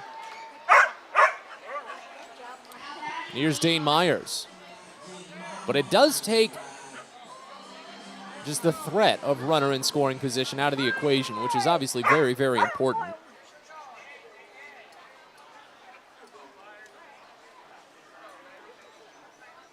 Here's the first pitch. Myers crushes it. Out to deep left center field. Haskins running back, and he's out of room. This one's gone. A go-ahead 2-run home run for Dane Myers, his 9th of the season.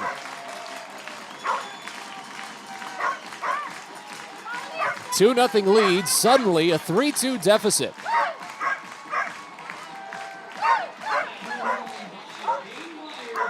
Up to 27 RBI this year for the right-hander Myers. First home run given up for Armbruster here at Double-A. And now he's given up home runs in 4 consecutive starts, including his last 3 at High A. Here's Dylan Dingler.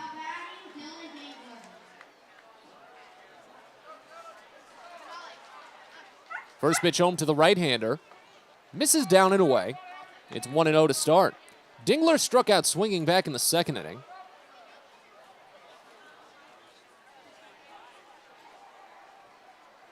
As the next pitch in. Called a strike on the inside edge, and the count goes even, and a ball and a strike. I was talking about Dingler and his walk numbers, how interesting they are against Bowie. He's walked 6 times in 19 plate appearances against the Baysox this season. You could say 20 now after he struck out in the last inning. Next pitch misses down, and the count goes to 2-1. So 6 times in 20 plate appearances. What does that basically mean? That means a little bit under 1 out of every 3, but more than 1 out of every 4. So, like 22%. That's just a quick estimate. Next pitch misses high, and it's 3-1. So about 22% of the time. Dingler, normally this season, walks only about 9% of the time. That's how often Bowie has just pitched around him and not been able to find it. The 3-1 pitch, swung on and missed, down and inside. Breaking ball runs the count full. Base is now empty, 2 away, but Bowie trailing 3-2. Took a 2-0 lead into the frame, but a sac fly and a 2-run home run have put them behind. Armbruster looks for his 5th punch-out. The payoff. Dingler drills it on a line to left field. Graffinino had to read it through the shade, finds it, and almost drops to a knee to make the catch. But he does, and the inning is over, but not before Erie takes the lead. 3 runs in the frame for the Seawolves, and as we go to the 4th, Bowie trails 3-2. You're listening to Baysox Baseball. On the Green Incorporated is your lawn care team, providing professional organic-based lawn care programs for residential and commercial lawns. Our lawn care programs provide ballpark quality results. Each service is custom tailored with guaranteed results for even the toughest lawns. On the Green also offers outdoor pest control services. Mosquitoes, ants, ticks, and more. Safely and effectively control insects and enjoy the outdoors this summer with On the Green Incorporated. Go to onthegreeninc.com. The best way to take in a Baysox game is with a group outing at Prince George's Stadium. Everything from entertaining clients to birthday parties and even fundraising opportunities for your team, the Baysox offer plenty of options for your group at unbeatable rates, with plenty of options on suites, seats, and decks around the ballpark. Your group can eat their fill and have an unforgettable time. Find out more and schedule your group outing by calling 301-464-4880 or going to baysox.com. Baseball is a game of specialists. Base stealers, closers, cleanup hitters. Together, they help their team stand out from the rest. Specialists also help set Chesapeake Employers Insurance apart from other workers' compensation insurance companies. Our health services team includes orthopedic surgeons, nurse case managers, a physical therapist, and more, all to get your employee back to work, contain costs, and keep premiums down. That's teamwork. To learn more, connect with your agent or visit Chesapeake Employers at CEIWC.com.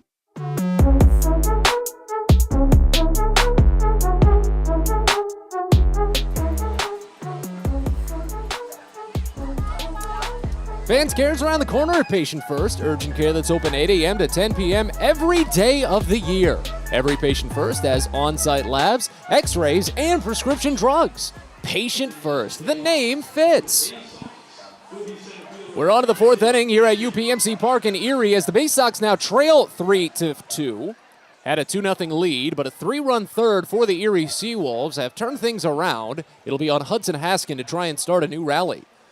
5, 6, and 7 due up with Haskin to open as the first pitch home from Austin Bergner is grounded to third.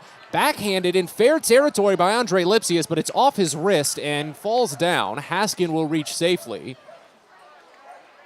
With the way that Lipsius had to range at that one, imagine it goes down for a base hit. But they've not put anything up just yet. Still nothing. I'm going to say hit. We'll see if that changes. But here's Chris Given as the tying run opens on first base. Yeah, they've still not even made a decision yet.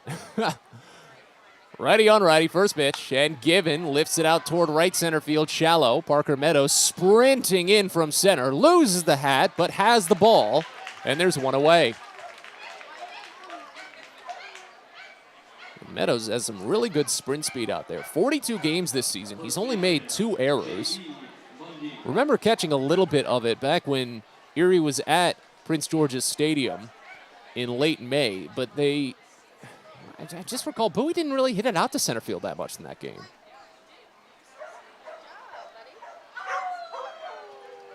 But the few times that they did, Meadows, yeah, he can really cover a lot of ground. Here's J.D. Mundy, first pitch to the left-hander, called a strike down. Back pick to first is late. Haskin does not slide. But it's 0-1 to open on J.D. Mundy, who flew out to left field his first time up. They've still not put anything up on the scoreboard, but it's been put down in the play-by-play data feed as a single. So it's a hit for Haskin. Next pitch, called a strike late, low and away, as the count goes to 0-2. Runner at first, one away here in the top of the 4th inning as Bowie trails 3-2. Here's the 0-2 to Mundy. That one skips in. Run it to a ball and 2 strikes. I believe I was talking about it a little bit yesterday. Just the fortune of this fantastic weather to get to go out and explore some of the natural beauty in this area. As the 1-2 again bounces in and rolls slowly away from Dylan Dingler. Hudson Haskin will take the advancement on the wild pitch. So tying run into scoring position now as the count evens on J.D. Mundy at 2. Left side of the infield will still play in if Mundy picks up any sort of swinging bunt. But now it does open up the opportunity for the shift to be better utilized as the first baseman, Dane Myers, does not need to hold the runner on base. There's still a decent gap, though, on the right side. The 2-2 pitch. Mundy watches a close one, up and away. A fastball runs the count full. First full count today from Austin Bergner. Opponents hitting just 2 for 15 against him on full counts, but he's walked 10 and only struck out 9. Runner at second, one away. The payoff to Mundy is driven high and deep to left field. Navigado ranging back on it, feeling for the wall, but he squares it. On the warning track, he pulls it down and sends it back into the infield before Hudson Haskin even really gives any thought to tagging up. Second fly out to left field for J.D. Mundy today. And now Zach Watson will dig in the box.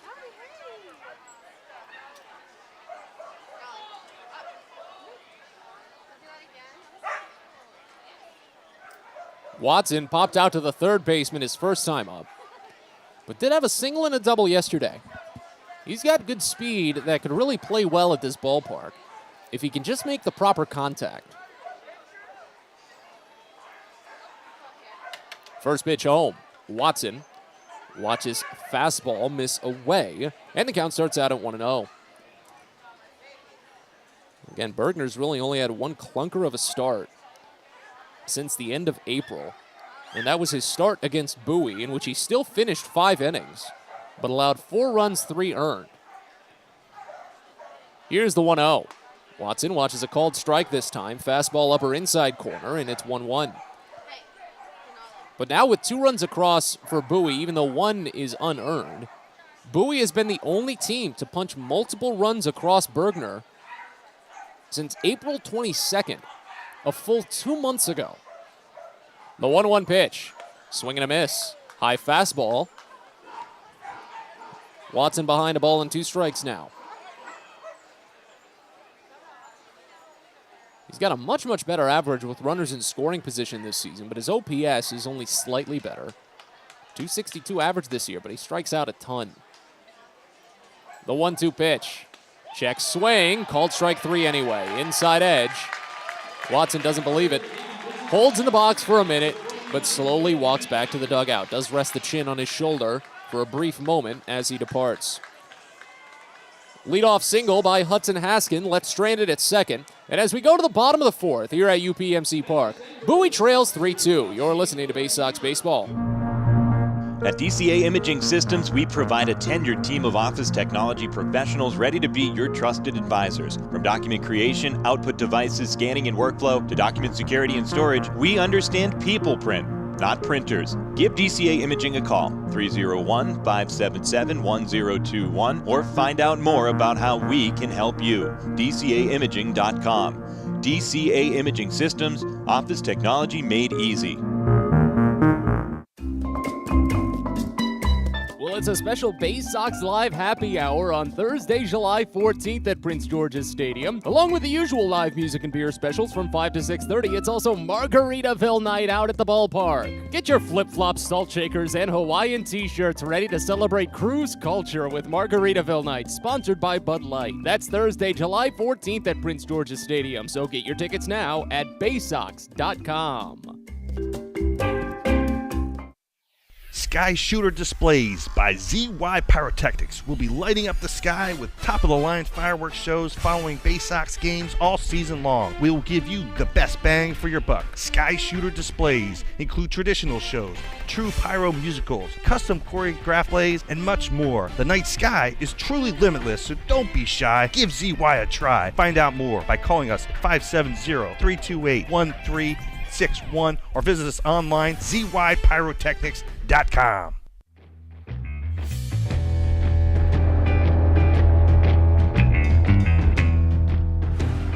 Bottom of the fourth in Erie as the Baysox still trail 3-2.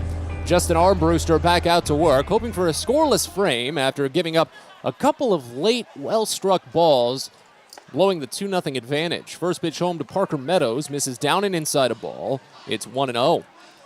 It'll be Meadows, Navigado, Workman, lefty-righty, then switch against the right-hander Armbruster here in this fourth inning. Next pitch, changeup called for strike, middle. Count evens at a ball and a strike. Meadows flew out to right field his first time up. That was in the second inning. Already 4 strikeouts in his Double-A debut so far for Armbruster. Here's the 1-1 pitch. Misses wide. Count goes to 2 balls and a strike. I've got that Bark in the Park day here at UPMC Park. I'm pretty sure it's in every Wednesday kind of thing, just like Wolf Wednesdays at Prince George's Stadium. The 2-1 pitch, driven high out toward deep right field. Got under it, but it won't get out as Zach Watson ranges back and finds it in front of the warning track. Makes the catch, and there's one gone. So Meadows has flown out to Watson twice now. And I told this story a lot last season. And I do like to tell it a little bit when we have a good vantage point of dogs, especially on the road. So back in 2020, when minor league baseball had their season canceled, like many players and just about a lot of other people, to stay afloat, keep my head above water, I got a new job. First pitch to Andrew Navigado, misses away, and it's 1-0 to open. I worked at a dog daycare for a couple of months, just watching over some people's dogs as they stopped by and went to their own jobs. Got to learn a lot about different dogs, different breeds. The 1-0, swing and a miss. Curveball goes down in the dirt, and the count goes even at a ball and a strike on Navigado. He got hit by a pitch, a 1-2 offering, back in the second inning, just barely clipped him on the hand. The 1-1 offering here is floated on a slow bounce towards second, backhanded by Prieto to first, but it's late. Yeah, that was the right call. With how slowly that ball was hit, that was the only real option for Prieto, and it was still just too tough to make it happen. Very unfortunate, but it's a single for Navigado.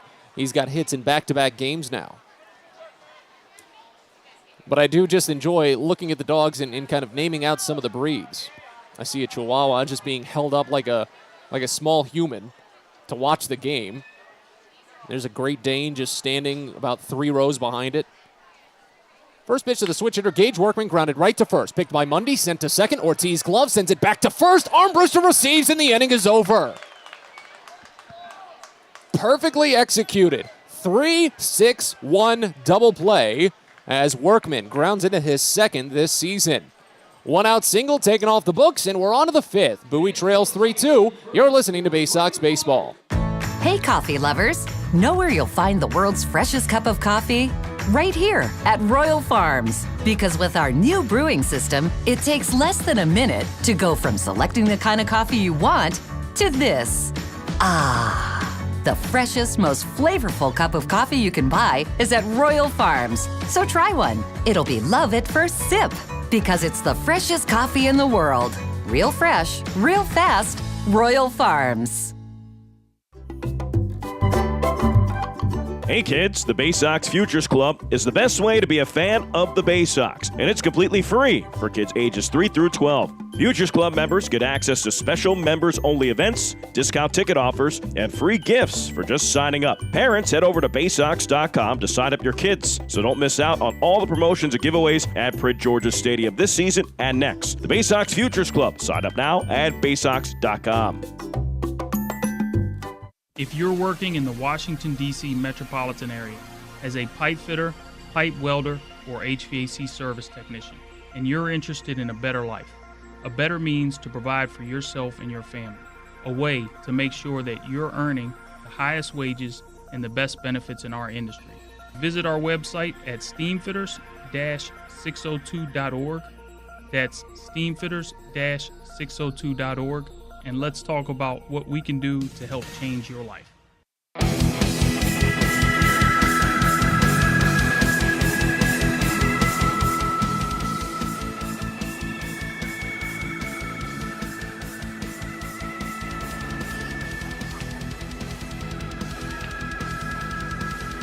Well, always glad to have you along here on the broadcast as we continue on to the fifth inning at UPMC Park in Erie. Matt Zapata is with you on just a beautiful Wednesday afternoon in the northwest corner of Pennsylvania. Bowie trails 3-2 here in the top of the fifth as A.J. Graffinino will lead off. 9-1-2 in the Baysox lineup with Austin Bergner continuing on the mound. First pitch, Graffinino watches a fastball up and away, the left-hander, 1-0 to open. Graff struck out looking on 3 pitches back in the third inning to open that frame. He's only 2 for 12 this season when being the first batter of an inning. 1-0 pitch, called a strike. That one on the top half of the zone, and the count goes even at 1. After Graff, it's Adam Hall, then Cesar Prieto due up in this half inning. As the 1-1 pitch comes in, swing and a miss, breaking ball down, and the count goes to 1-2. Well, Bergner's approach to Graffinino almost seems really obvious, but I can understand why it could be difficult to pick up. He's just going polar opposites on the zone with every pitch he throws, as the 1-2 is swung on and missed outside for strike 3. If he threw it in, he'd throw it away for the next pitch. If he threw it high, he'd throw it low for the next pitch, vice versa. And it's worked now twice. Third strikeout for Bergner. 2 of them have been against Graffinino, and now it goes back to the top of the lineup for Adam Hall. Bowie trails 3-2 here in the top of the fifth inning. Hall had a single in the third and scored the Baysox second run. As the first pitch comes in and he flinches at it, curveball misses inside, and the count starts out at 1-0. Yeah, Hall scored on probably one of the sloppier plays that we'll see this season. The 1-0 pitch misses high, a fastball, and the count goes to 2-0. Cesar Prieto laid down a bunt trying to advance Hall. It did that and then plenty more. It was so well placed, and the pitcher was not going to pick it, that both the catcher and third baseman were equidistant, and neither had a real chance to throw out Prieto. He would get there with a single. The 2-0 pitch to Hall is called a strike away, and it's 2-1. Not only would Prieto get to first in the single, the catcher threw the ball over the first baseman, let both runners advance to second and third. The 2-1 to Hall is lined foul up the first base line and hits off of the netting in front of the Baysox bullpen, as the count goes even at 2. But after the catcher sailed the ball into right field, the right fielder sent the ball back home, just as you normally would do on any play like that, just for insurance, and nobody was covering the home plate. The 2-2 pitch is called strike 3 inside, and Hall knew it. As soon as it crossed home, he had picked up his bat and started walking across the plate back to the dugout. That was a well-executed pitcher's pitch by Austin Bergner. A changeup just on the inner half of the plate. Fourth punch out for Bergner. 3 have been looking. Only 1 has been swinging. Here's left-hander Prieto. First pitch. That one skips in. And the count starts out at 1-0. And Prieto laid down the bunt single in the third. I should probably go back and start finding how many bunt singles Cesar Prieto has, because I think he's already pulled away as one of the best bunters on the team. He lifts this pitch foul left side. It'll get out of play as the count goes even and a ball and a strike. It's not necessarily his speed that helps him out so much, but I guess it's just how he can place the power on the ball and push it up the line ever so slowly, especially since he's a left-hander. Next pitch is a fastball that misses high, and the count goes to 2 balls and a strike. Bowie trailing 3-2 here in the top of the 5th inning. They led 2-0, but 3 runs in the bottom of the 3rd for Erie. A sacrifice fly and a 2-run home run, the notable aspects. Dane Myers with the blast. Bases empty, 2 away here in the 5th. The 2-1, Prieto swings and misses, almost lost the helmet going around on that changeup as the count runs even at 2. Bowie looks like they'll be sticking with Justin Armbruster into the next half inning. He faced the minimum in the 4th. The 2-2 pitch to Prieto is knuckled out toward left field, a base hit. That one just floated over all the infielders to fall in. A 2-hit day for Prieto, and he represents a tying run at first base here in the top of the 5th. And now Joey Ortiz. For Prieto, he's already up to 7 multi-hit games this season. 4 2-hit games, 3 3-hit games.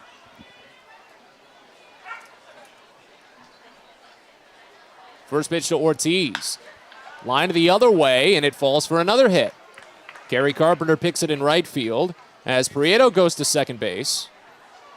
Tying run in scoring position now as Ortiz follows up with a multi-hit game for his own. And now Maverick Hanley with runner at second. Still 2 away. Ortiz this season now up to 14 multi-hit games. That's the most by an active Baysox player, and it's going to lead to a mound visit from pitching coach Dan Reichabal.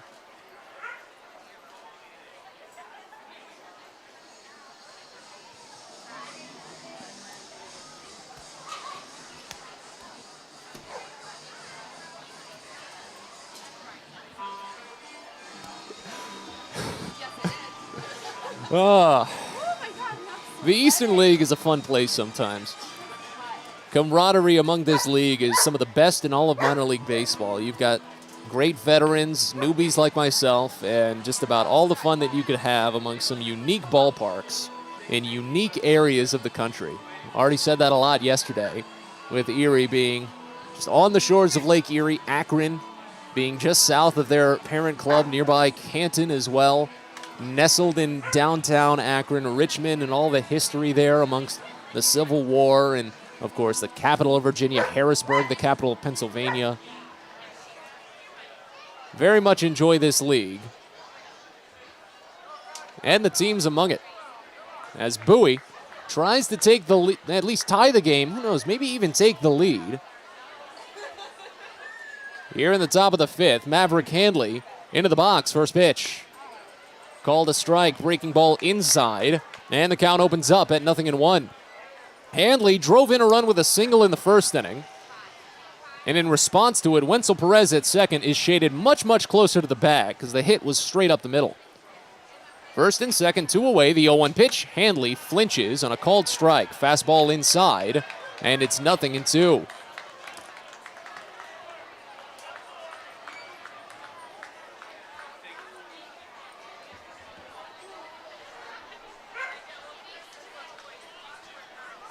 Bergner with 4 strikeouts, trying for a 5th to strand a tying run on base. But before he gets home, Maverick Hanley steps out of the box. We'll reset. And now the 0-2 in. Hanley watches it in the dirt. Count goes to a ball and 2 strikes. Another thing I like about this ballpark and its fan base, a little bit older, but they've got such good respect for the team and its history. You see plenty of jerseys of the old branding. Don't get me wrong, I like the new branding much better. It's a lot more modern. But the old branding still has a good presence. First and second, 2 away. The 1-2 pitch to Hanley is fouled off. Hits off of home plate and rolls back to the screen. Again, Bowie trails 3-2 here in the top of the 5th inning.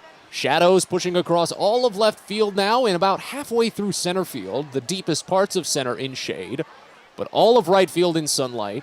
Third base a little in shade, but the rest of the infield, the pitcher's mound, everything still basking in the warm glow.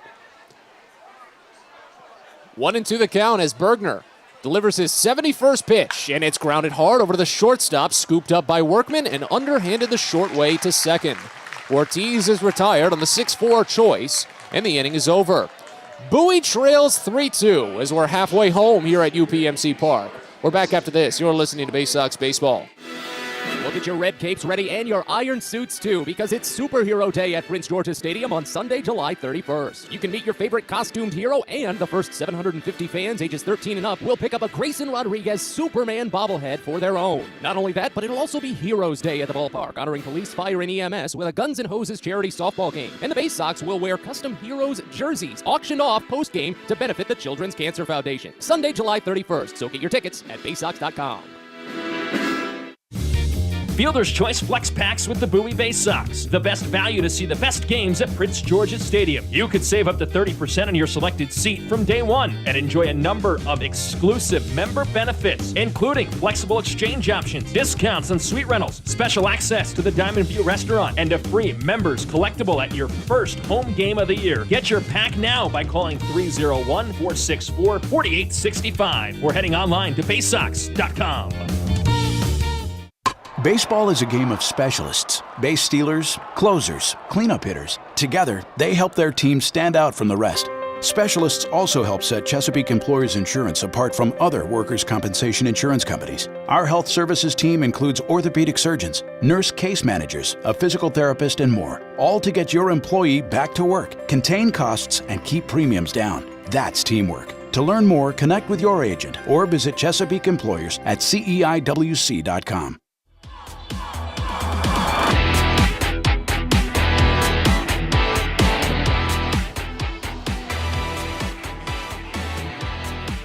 Back end of the 5th inning here at UPMC Park in Erie as the Baysox still trail 3-2. As Justin Armbruster prepares to take on his 5th inning of work, Bowie does have a right-hander tossing the bullpen, Mr. Shelton Perkins. Wenzel Perez will lead it off. First pitch home to the switch hitter, misses down, and it's 1-0 to open. Perez singled to right field in the 3rd inning on a full count. Made it to third base but was left stranded. Actually, no, he came around. He scored on the sacrifice fly. He grounds this one to second here, and it's off the backhand of Cesar Prieto. Comes to a stop in the baseline as it'll go down for a hit. I could see that one going either way, but that's official scorer's discretion, of course. And Prieto did kind of come in on that one high. I really expected him to maybe duck down a little bit more. Perez, not a big hustler up the line. And it's the second time that he's led off an inning with a single. Did that in the 3rd. And again came home on the sacrifice fly by Quincy Naporti.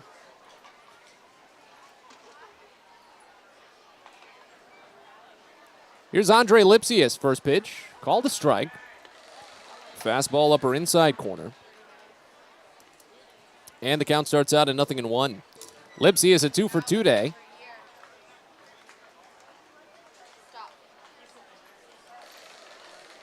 Next pitch. Same pitch. Called a strike, upper inside corner. Drew a flinch out of Lipsius. But the breaking ball went for a called strike. If it's working for you, why shy away from it? But now on an 0-2 count, maybe try and pitch him down and away. That looks like what Maverick Handley is set up for, the 0-2. That's what they tried for, but he fouled it off. Lipsius just got a piece as it goes back to the screen.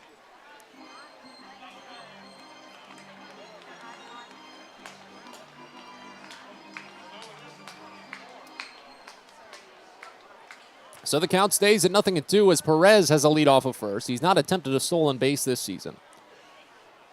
But they pick off at first anyway, and it's just late. That one was actually pretty close. Mundy had stepped back just at the right moment to receive the ball and apply the tag. And it was on the nose from Armbruster, but still late. The 0-2 pitch, fouled off right side. That one hit up to the newly installed party deck here at UPMC Park. Now, if I'm recalling correctly, because some of the renovations that this park underwent at the end of 2019 into 2020, I don't think that level in the right field corner even existed. They added it and turned it into the party deck. A lot of patio seating. Runner goes. The 0-2 is in the dirt. Hanley throws to second, and it's way in time. They got him. Perez thrown out on his first stolen base attempt of the season. Hanley nabs his 8th runner, and there's one out in the inning. Caught stealing goes 2-4 as the count goes to a ball and 2 strikes on Andre Lipsius.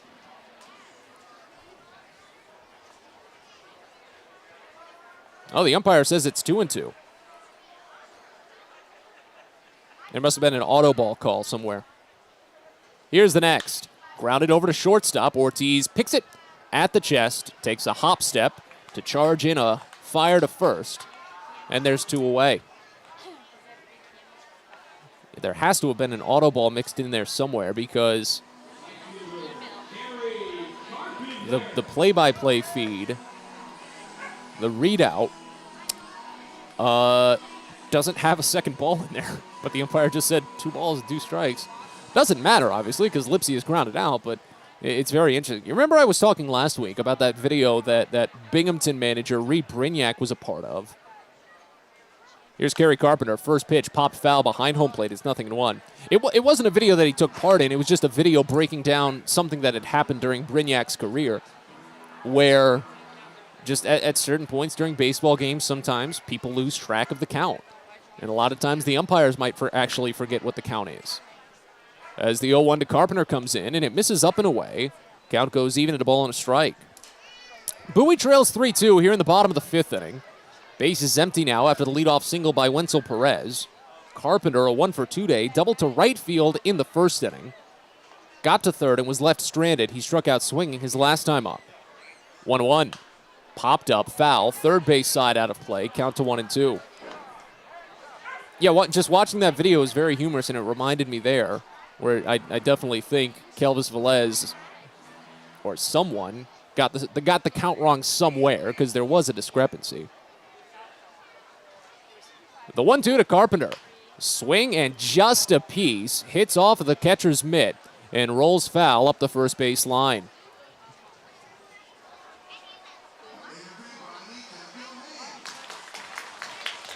Perkins is still tossing in the bullpen. Armbruster is up to 84 pitches, which is the most he's thrown all season. How do you like that? Trying to end it with a strikeout. The 1-2 pitch. Popped up foul again. Still 3rd base side and out of play as the count holds. Bowie hasn't had too many pitchers go this deep into games. They've usually been very mild-mannered and relatively conservative when it comes to pitches thrown. Drew Rahm has the most in a single game at 88 this year. The 1-2 to Carpenter. Breaking ball misses high. I think that one rolled off improperly from Armbruster as the count goes even at 2. So depending on how long this plate appearance goes, Armbruster could be the first pitcher to reach 90 for the Baysox. The 2-2 pitch. This one popped up again out towards shallow center. Haskin running down.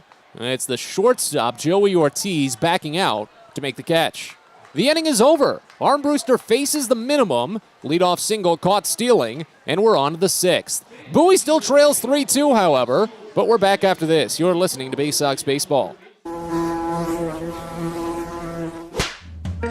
Pest Now is proud to partner with the Bowie Baysox and provide their pest control services. For all your residential and commercial pest control needs, call Pest Now. For general pest control, termite control, mosquito control, and all other pest control services, call Pest Now. You can reach us at 301-231-8300 or visit us online at www.pestnow.com. It's not baseball season without fireworks, and you can always count on the biggest and best at Prince George's Stadium. There's no better way to cap off a fun evening at the ballpark than a spectacular fireworks show. And the Baysox have got you covered this season with 16 different shows to choose from. So get your tickets now at Baysox.com. Come on out and get ready to celebrate Independence Day with fireworks on July 2nd and July 3rd when the Richmond Flying Squirrels come to town. Hope to see you there. Sky Shooter Displays by ZY Pyrotechnics will be lighting up the sky with top-of-the-line fireworks shows following Baysox games all season long. We will give you the best bang for your buck. Sky Shooter Displays include traditional shows, true pyro musicals, custom choreographed plays, and much more. The night sky is truly limitless, so don't be shy. Give ZY a try. Find out more by calling us at 570-328-1361 or visit us online, zypyrotechnics.com.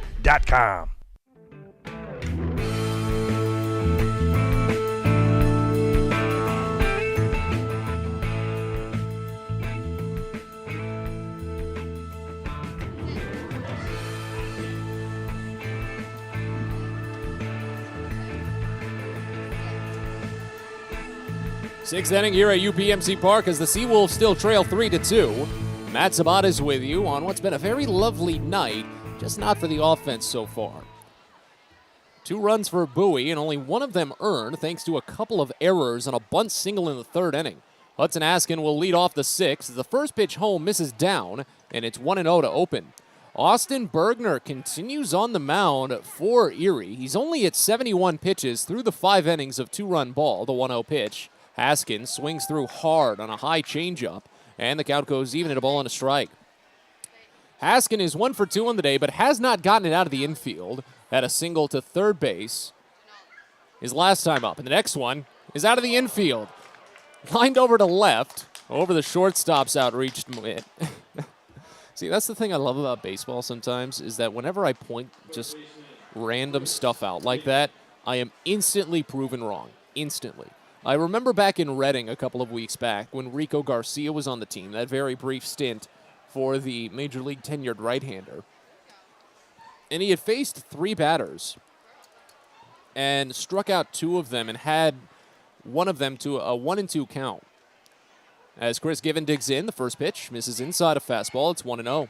And I mentioned really quickly after realizing that he hadn't actually drawn a foul ball. It's been all swinging strikes or all called strikes. And the very next pitch after I said that was a foul ball. Those bits of coincidence are always quite fun. The 1-0 pitch to Given is called a strike inside, and the count evens at a ball and a strike. Given is 0 for 2 on the day, lined out to shortstop in the 2nd inning, flew out to center field his last time up. Don't believe anyone is warming in the Erie bullpen, but again, it's obstructed view here from our broadcast position to that left field corner. The 1-1, a flinch on a pitch low, and the count goes to 2 balls and a strike on Given. Well, Bowie is at the tying run on base in each of the last 3 innings now.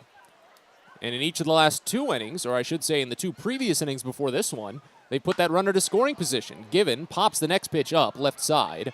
Backing up from the infield, it's the 3rd baseman Lipsius. And amongst the shade, he makes the catch. So 1 away, and now J.D. Mundy due up.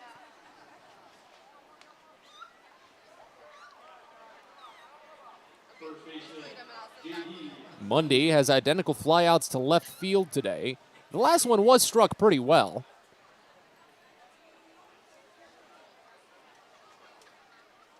I just couldn't get it out to the corner enough. As Haskin takes a brief lead off of first base. He's attempted 3 steals this season. Dingler looks for low and away, and the first pitch nicks that corner for a called strike. It's 0-1 to open. Bowie has not attempted too many stolen bases in this series. Well, they do have 43 on the season. That is on the lower half of the Eastern League, and Dylan Dingler is a very competent catcher, for good reason, taken in the 2nd round of the 2020 draft. Next pitch misses down as the count goes even at a ball and a strike. Well, a bit on Dingler. I actually find this interesting. We can talk about it when he comes to bat in the next half inning. He went to Ohio State University, and they were in the news today. As the 1-1 pitch comes in, it's called a strike on the outer edge to Mundy. Count to a ball and 2 strikes now. Now, Dingler this season has caught 15 of 40 potential base stealers. Cody Roberts, the only other near full-time catcher in the league that has done just as good, and Roberts has been much better. The 1-2, swing and a miss.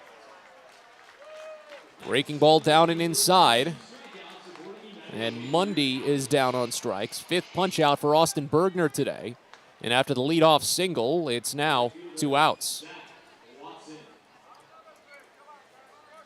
Here's Zach Watson.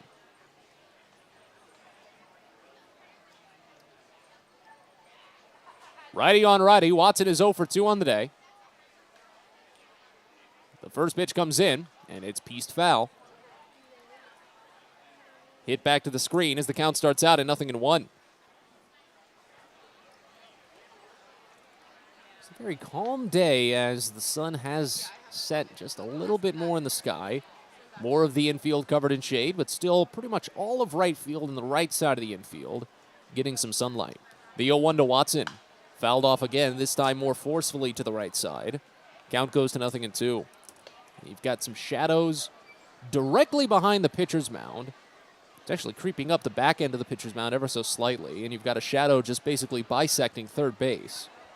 But second base is all in shade, and then the entire right side is still in sunlight, and the entire batting area is still in sunlight as well.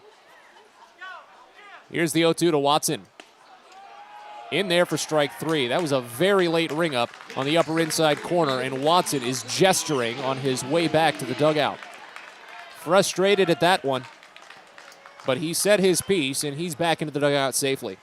Leadoff single left stranded at first as we go to the 6th, bottom of the 6th more precisely, here at UPMC Park. Bowie trails 3-2. You're listening to Baysox Baseball. Are you interested in beginning or expanding on a career in the pipe fitting, pipe welding, or HVAC service industry? Are you interested in a career path that will set you up for life without experiencing any college debt? If you are interested in these things and you live in the DC area, the Steamfitters UA Local 602 Apprenticeship Program is the best choice for you. For more information about our apprenticeship program and how to apply, please visit steamfitters-602.org. That's steamfitters-602.org. A birthday bash with the Baysox is the best time at the ballpark. Bring your friends and family out to celebrate and be the star of the show. Dance on the dugout with Louie, play games in the stadium, introduce a batter in the game, and you'll even get to have the stadium sing for you. Baysox birthday parties, an unforgettable, one-of-a-kind experience at Prince George's Stadium. Book yours by calling 301-464-4880 or at baysox.com. It takes time to get rich, flavorful coffee beans from the lush mountain regions of Colombia and Brazil to Royal Farms. But less than a minute to get yourself a delicious hot cup of the finest and freshest coffee in the world. Because Royal Farms' new Swiss-made coffee machines grind those rich, flavorful coffee beans and brew them one magnificent cup at a time. It's why Royal Farms makes the freshest and best coffee in the world. Real fresh, real fast. Royal Farms.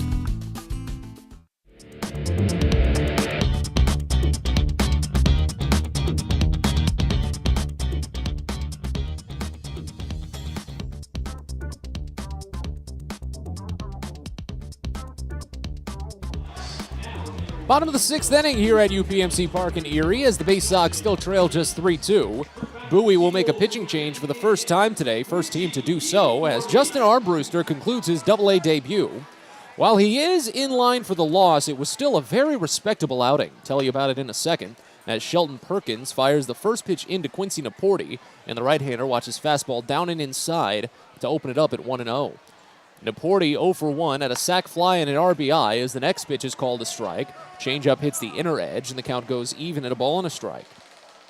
But Armbruster finishes with 5 innings in his debut, 7 hits and 3 runs all earned. Naporti fouls off the next pitch right side, and it's 1-2. Armbruster struck out 4 batters, did not walk any, but he did give up a home run, and at the moment it's the game's winning RBI, a go-ahead 2-run home run by Dane Myers in the third. The 1-2. Here's a lofted liner out toward left center field. Haskin ranging on it. It's the center fielder to make the catch. And there's one away here to start the bottom of the 6th. Let's tell you about Perkins. 5'10", 215-pound right-hander. 16th round draft selection in 2019 from James Madison. He's spent all season with Bowie. He's made 16 appearances. He's now tied with Tyler Birch for most this season from a pitcher. So he fires the first pitch home to Dane Myers, who squares to bunt, but he only got a piece, and it's into the catcher. You don't see that one too often. 0-1 to start. He tried to run it up the line, and I guess just was maybe a little too high on a breaking ball. So 0-1 to start on Myers, who had the 2-run home run in the third inning. He struck out swinging back in the first. 0-1 pitch. Fouled off right side, already 0-2. Perkins has gone 0-3 this season, but he's got a 4.19 ERA that has been steadily improving for the Baysox.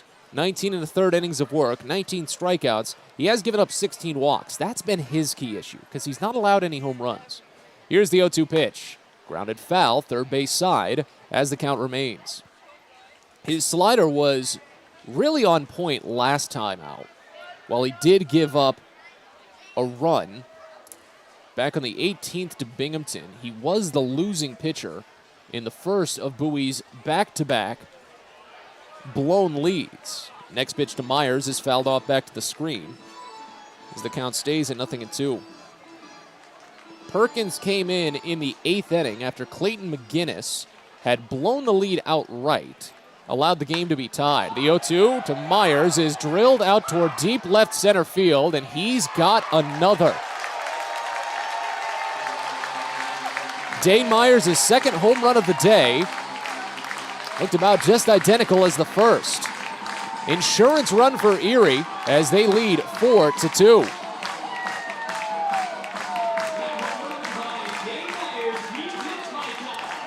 Tenth home run of the season for Myers. Third RBI of the day, he's up to 28. And just as I was talking about how Shelton Perkins has not been plagued by the home run this season, he gives up his first all year. As Dylan Dingler steps into the box, first pitch home is called a strike in the lower outside corner, and the count opens up at 0-1. 0-2 day for Dingler as the next pitch is nicked foul, hits off of home plate and back to the catcher to run the count to 0-2.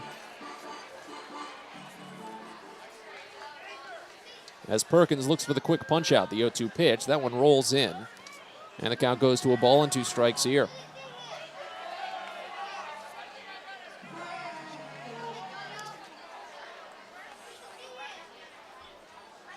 Bases empty, one away in the bottom of the 6th as Bowie trails 4-2. Next pitch home is driven up the line, first base side, but it will slice foul and out of play. Count stays at a ball and 2 strikes. And this is where Bowie has run into some issues when it comes to how their pitchers handle things. The 1-2 pitch, fouled off again right side, as Dingler protects the plate on a curveball in. That we've seen plenty of times, Bowie pitchers rather, working ahead in counts, getting quick 2-strike counts, and then seeing the plate appearance drag on as the 1-2 pitch misses down and in to run the count even at 2. Either their put-down pitch just isn't there, or it's just not placed properly, whatever the case. Here's the 2-2 to Dingler. A flinch and a breaking ball down. On appeal, he didn't go, and the count runs full. Because, obvious example, Dane Myers was behind 0-2 when Perkins served him up a ball to hit. Dylan Dingler started out 0-2, and now the count is run full.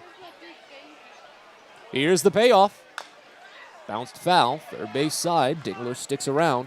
On the season, he's only hitting .080 on full counts. Strikes out more often than he walks, but still draws a walk a little bit over a quarter of the time.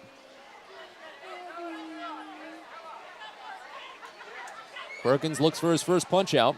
The 3-2 pitch. In there for strike 3.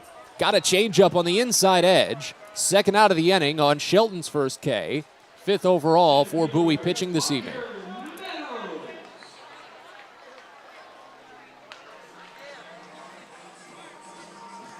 Two away as Parker Meadows digs in. Meadows 0 for 2, a pair of flyouts to right field. First pitch misses down and away. Count starts out at 1-0.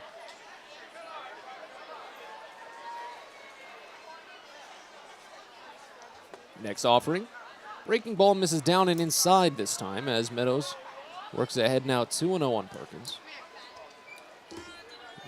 So I was talking about Perkins' last appearance as the 2-0 comes in, and it's bounced slowly to third. Playing in was Chris Given. He gets it in the baseline and sends it over to first base. First time Given's actually been on the scorecard today. 5-3 putout ends the inning, but not before Erie adds some insurance. Dane Myers picks up his second home run of the game. A solo blast makes it 4-2. On to the 7th in Erie. Baysox Trail. You're listening to Baysox Baseball. Get the best deals at Prince George's Stadium with weekly promotions all season. Tuesdays are Military Appreciation Night. Purchase a box seat at the ticket office with a proof of service, and you'll only pay half price. Bring along your furry friend on Woof Wednesday, and it's the best happy hour around every Thursday from 5 to 6:30. $2 Bud and Bud Light drafts with other beer specials throughout the year, and live music to get your night started. It's always a great time at the ballpark, so get your tickets now at Baysox.com. From sprains to stitches, sore throats to stomach aches, and pulled muscles to poison ivy, care is around the corner at Patient First. Walk in to see a doctor from 8 a.m. to 10 p.m. every day of the year. X-rays, lab tests, and prescription drugs are on site, and most major insurance plans are accepted. For routine illnesses and injuries, Patient First is here for you. Patient First, the name fits. Patient First, proud partner of the Bowie Baysox, open 8 a.m. to 10 p.m. every day. Make sure you've got your Jedi cloaks ready on Saturday, July 16th for Star Wars Saturday at Prince George's Stadium. Meet dozens of Star Wars characters out at the ballpark, take part in interactive exhibits and lightsaber battles, and you can bid on specialty game-worn jerseys by the Baysox players at the game. It's all sponsored by Taco Bell, and it comes your way on Saturday, July 16th. So get your tickets now for Star Wars Saturday at the ballpark by heading to Baysox.com.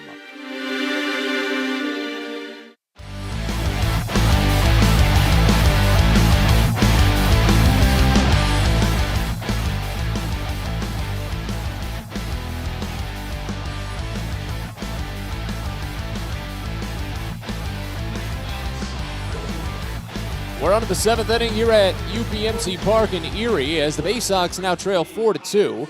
Bowie has gotten base runners aboard in the 4th, 5th, and 6th innings. They've actually gotten base runners in every inning except the second, but they've still only been able to bring across 2 runs on 8 hits. As the Seawolves make a pitching change, Kyle Zurak takes over. Right-hander fires the first pitch home to A.J. Graffinino, and it misses down and away. Zurak making his first appearance against the Baysox this season. Only his 3rd appearance with the Seawolves overall as Austin Bergner departs after a quality start. Next pitch to Graffinino is called a strike, 1-1. 6 innings for Bergner. He did allow the 8 hits as mentioned, but 2 runs, only 1 of which was earned. He struck out 6, did not walk anyone, didn't give up any home runs. 1-1 pitch to Graffinino, called a strike in the upper outside corner as the count goes to a ball and 2 strikes. Kyle Zurak, 6'1", 208-pound, 27-year-old right-hander, grew up not too far from here in Buffalo. That's only about 90 minutes away. As the 1-2 pitch comes in and Graffinino hacks at a high fastball, fouls it off left side. Count stays at a ball and 2 strikes. Zurak this season has made 2 appearances. Doesn't have a record, doesn't have any runs allowed. He's only pitched 2 innings. Hasn't struck anyone out, has only walked 1 batter. So just a lot of contact for this guy.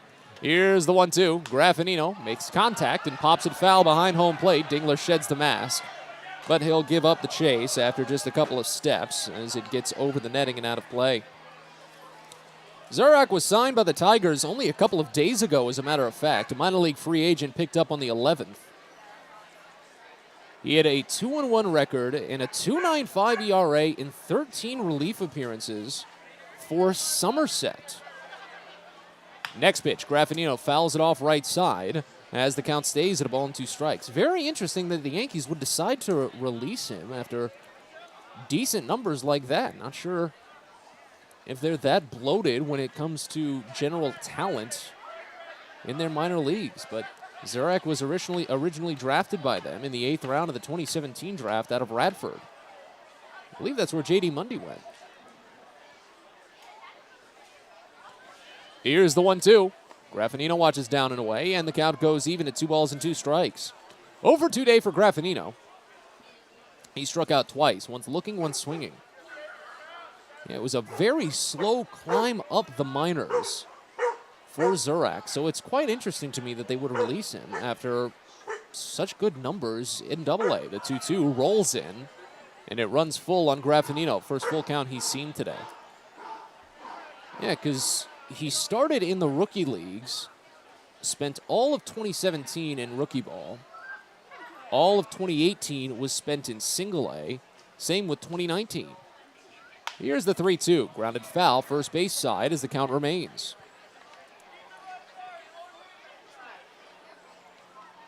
So Zurak in 2021 only made one appearance, and it was a rehab appearance in the Complex League because he had torn his UCL.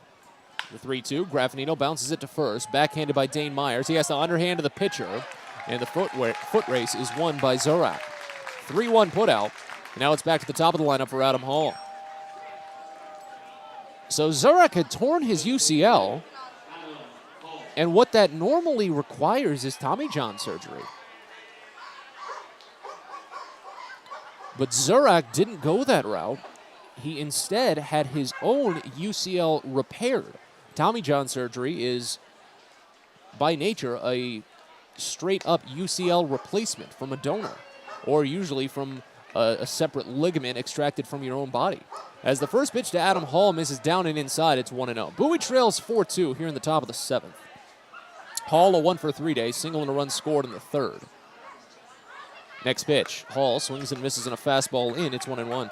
So yeah, it's quite interesting that Zurak went a different route to have his own UCL repaired through an internal brace, a tape-like structure, to anchor his bones together and allow the ligament to repair itself. Next pitch to Hall is swung on and missed low as the count goes to 1-2. And as far as we can tell, it worked. He's pitching well. Here's the 1-2 pitch to Hall. Misses just wide. A fastball runs the count even at 2. I find it very interesting. When Bowie makes the trip up to Somerset in about 2 weeks, I'll have to see what I can find out because there's nothing about the look that's telling me that you should release this guy. The 2-2 pitch to Adam Hall is swung on and missed. That's the first strikeout for Zurak and the 7th overall for Erie pitching. Now on to Cesar Prieto, who's 2 for 3 on the day. They'll put the shift on for him. Righty on lefty, as Zurak sets at the waist. Takes a half step to tighten his footing as the first pitch is grounded slowly to second. Perez picks it, underhands it to first, and Myers is there. 4-3 putout ends the inning, and it's a perfect 7th for Kyle Zurak out of the pen. We stretch here at UPMC Park. Bowie trails 4-2. You're listening to Baysox Baseball. Get your gear and memorabilia from your favorite Baysox players and future stars of the Baltimore Orioles at the Tackle Box Team Store. Jerseys, hats, autographed bats and balls, all at great prices. Located right at the main gate at Prince George's Stadium and online at BaysoxShop.com, the Tackle Box is the only place to get the best Baysox gear for you and your favorite fan. It's the Tackle Box at Prince George's Stadium and at BaysoxShop.com. On the Green Incorporated is your lawn care team, providing professional organic-based lawn care programs for residential and commercial lawns. Our lawn care programs provide ballpark quality results. Each service is custom tailored with guaranteed results for even the toughest lawns. On the Green also offers outdoor pest control services. Mosquitoes, ants, ticks, and more. Safely and effectively control insects and enjoy the outdoors this summer with On the Green Incorporated. Go to onthegreeninc.com. Baseball is a game of specialists. Base stealers, closers, cleanup hitters. Together, they help their team stand out from the rest. Specialists also help set Chesapeake Employers Insurance apart from other workers' compensation insurance companies. Our health services team includes orthopedic surgeons, nurse case managers, a physical therapist, and more, all to get your employee back to work, contain costs, and keep premiums down. That's teamwork. To learn more, connect with your agent or visit Chesapeake Employers at CEIWC.com.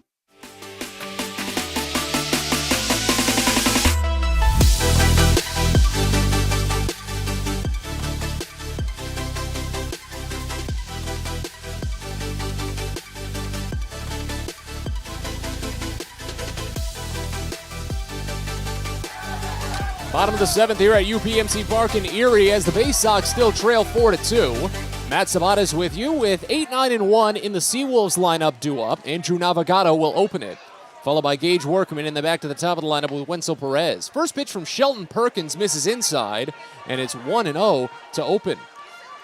Hey fans, don't forget about Grateful Dead Night coming to Prince George's Stadium in a couple of weeks. It's going to be Friday, August 26th. Next pitch home to Navigado misses away, and it's 2-0. Not only will the entire ballpark be paying tribute to the Grateful Dead with music videos and more, there's also a ticket and t-shirt package with a Baysox logo on a Grateful Dead style t-shirt. The 2-0 misses down, it's 3-0. And then, of course, it being Friday and Saturday for a short homestand, you're going to get fireworks. The 3-0 pitch is called a strike to Navigado. On the bottom edge, it's 3-1. So again, Friday, August 26th, the Grateful Dead Night at Prince George's Stadium. Fireworks and a special ticket package with a t-shirt. Here's a pop-up to third. Chris Given ranges down and makes the catch. And there's one away here to start the bottom of the 7th. Again, Bowie trails now. It's 4-2. Home runs have been key in this game. Really, it's just been Dane Myers that's been key. He's the game's MVP at the moment. 3 runs driven in on a pair of blasts. As Gage Workman digs in. Perkins sends home the first of the switch hitter, and it misses down and away. Count starts out at 1-0. Well, I said this a little bit back when Bowie was in Harrisburg, so 2 weeks ago at this point, because Erie is relatively similar in their ballpark design. The 1-0 is fouled off left side. Count goes even at 1. Because in Harrisburg, the broadcast location is not traditional, and it's not like Prince George's Stadium where it's directly behind home plate. At Harrisburg, you're relatively up the first base line. Here at Erie, you're just a little off-center at an angle, still mostly behind home plate, but off-center. As the 1-1 pitch misses down and away, and it runs it to 2-1. And what I noticed in Harrisburg, I noticed here, too, just because of the angle, the framing for Bowie's catchers. Next pitch now Workman misses away, and the count goes to 3-1. There's not as much fluidity to it from Maverick Handley as maybe some that we've seen, as the 3-1 misses wide for ball 4. And that's the first walk given up all game, either side. As Workman draws the free pass. But again, Perkins, the walk has been his dangerous trait. It's now the 17th walk he's given up against just 20 strikeouts this season. Here's Wenzel Perez. Leadoff batter misses down and away, and it's 1-0 to open. Well, I definitely say the most fluid catcher behind the plate in terms of framing. Francisco Alvarez of Binghamton last week. He really had just a good motion to try and make it happen. But Handley has a really good set to it. He's got a good snap. Next pitch called a strike, top half, and the count goes even at 1. And again, just because we're at a slight angle here at this ballpark, you can see that a little bit better. There's no obstruction from the umpire and from Handley's own body to see it. The 1-1 just missed up and away as the count goes to 2 balls and a strike on Perez. Perez, multi-hit games in this series, the 2 triples yesterday, a pair of singles today. He scored in the 3rd inning, got caught stealing second base in the 5th. The 2-1. That's a called strike. Breaking ball nabs the lower outside corner, and it's 2-2. I'm honestly surprised Gage Workman hasn't thought about stealing a base here. He's got the long legs, has attempted 21 steals, and has picked up 16 swipes.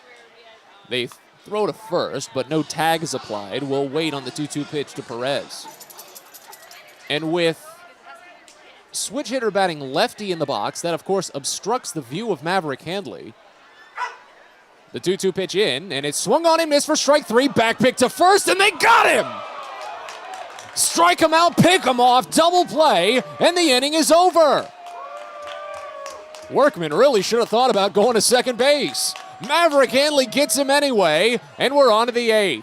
Bowie still trails 4-2. You're listening to Baysox Baseball. At DCA Imaging Systems, we provide a tenured team of office technology professionals ready to be your trusted advisors. From document creation, output devices, scanning and workflow, to document security and storage, we understand people print. not printers. Give DCA Imaging a call, 301-577-1021, or find out more about how we can help you. DCAimaging.com. DCA Imaging Systems, office technology made easy. If you own or operate a building or facility, or if you're a general contractor that is located or operates in the D.C. area, there is no doubt that it is important for you to have the best trained and most qualified people working for you. Members of Steamfitters UA Local 602 provide the highest level of HVAC, mechanical, and specialty piping services to the various customers we serve. For more information about the services we provide and for a list of companies you can hire, please visit steamfitters-602.org. Get the best deals at Prince George's Stadium with weekly promotions all season. Tuesdays are Military Appreciation Night. Purchase a box seat at the ticket office with a proof of service and you'll only pay half price. Bring along your furry friend on Woof Wednesday, and it's the best happy hour around every Thursday from 5 to 6:30. $2 Bud and Bud Light drafts with other beer specials throughout the year, and live music to get your night started. It's always a great time at the ballpark, so get your tickets now at Baysox.com.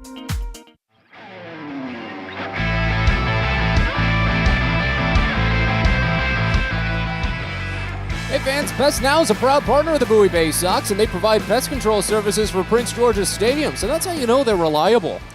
For all your residential and commercial pest control needs, call Pest Now, 301-231-8300, or visit them online at pestnow.com.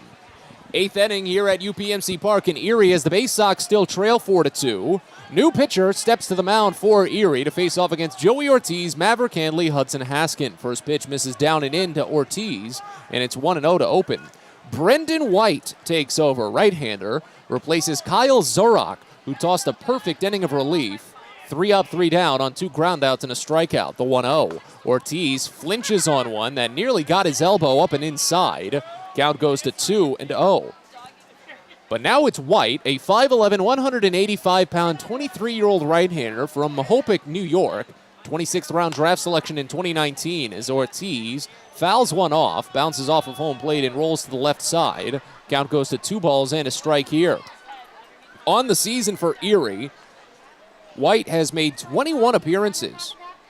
Most in relief for the Seawolves, a 2-3 record and a 2.17 ERA. So they're right to keep using him. The 2-1 pitch, Ortiz watches a breaking ball miss inside as the count goes to 3 balls and a strike now. 29 innings of work for White. He struck out 37 batters and walked only 8, allowed 2 home runs. The 3-1 called strike just on the inner half, and the count runs full. He's converted 5 saves, but he's blown 2 of them. The 3-2 pitch. Ortiz bounces it slowly to second. A tough play for Perez. He tries to underhand it with the glove, and he gets it there. A scoop throw from the baseline, and Perez with a nifty play to send down Ortiz. A 4-3 putout, and now Maverick Handley. That's 7 in a row the Baysox have gone down since Hudson Haskin led off the 6th inning with a single. First pitch, Handley watches down and away, and the count starts out at 1-0. Handley drove in the game's first run back in the 1st inning. After Joey Ortiz lifted a 2-out triple to left center field, Handley singled up the gut. As the 1-0 pitch is called for a strike in the lower inside corner, the count runs even. Hudson Haskin on deck for Bowie. As White sends home the 1-1, and it's lined the other way, but just kicks up some dirt foul on the right side. Count goes to a ball and 2 strikes. Handley on the season, he's been a very good spray candidate. Saw in the batting cage today, there was a lot of emphasis being put on hitting it the other way. Andrew Dashbach had a really good run in the cage. I think he hit something like 7 consecutive balls to right field as Handley fouls off a pitch here right side. But Handley's got a very good spray percentage. Hits it the other way about 40% of the time. A ball and 2 strikes here with bases empty and 1 out. As the next pitch comes in and again fouled off, that one exits the ballpark as the count holds. Shadows have now stretched across the entire pitcher's mound. They envelop the entire outfield, and the only part of the park still in sunlight is a thin strip of the batting box. Next pitch, swung on and missed for strike 3. Breaking ball down as White picks up his first strikeout of the day. 8th overall for Erie pitching. And now Hudson Haskin with bases empty and 2 outs in the 8th. It's just a small strip of sun in front of the pitcher's mound and directly behind the batting area. That's it. Everything else in shade. First pitch, Hudson Haskin watches a called strike on a fastball inside. Count opens up at 0-1. It's a 2-for-3 day for Hudson. He had an infield single and a regular single. He fouls this next pitch off over to the right side to run the count to 0-2.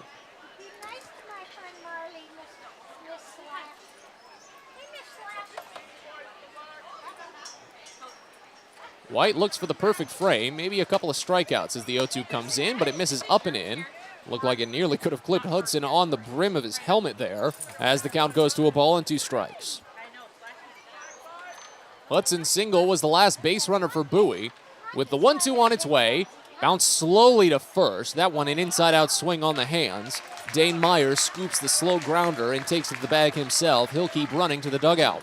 As the inning is over, we move to the bottom of the 8th. Bowie still trails 4-2. You're listening to Baysox Baseball. From bug bites to burns, fevers to flu, and bruises to broken bones, care is around the corner at Patient First. Walk in to see a doctor from 8 a.m. to 10 p.m. every day of the year. X-rays, lab tests, and prescription drugs are on site, and most major insurance plans are accepted. For routine illnesses and injuries, Patient First is here for you. Patient First, the name fits. Patient First, proud partner of the Bowie Baysox, open 8 a.m. to 10 p.m. every day. The best way to take in a Baysox game is with a group outing at Prince George's Stadium. Everything from entertaining clients to birthday parties and even fundraising opportunities for your team, the Baysox offer plenty of options for your group at unbeatable rates with plenty of options on suites, seats, and decks around the ballpark. Your group can eat their fill and have an unforgettable time. Find out more and schedule your group outing by calling 301-464-4880 or going to Baysox.com.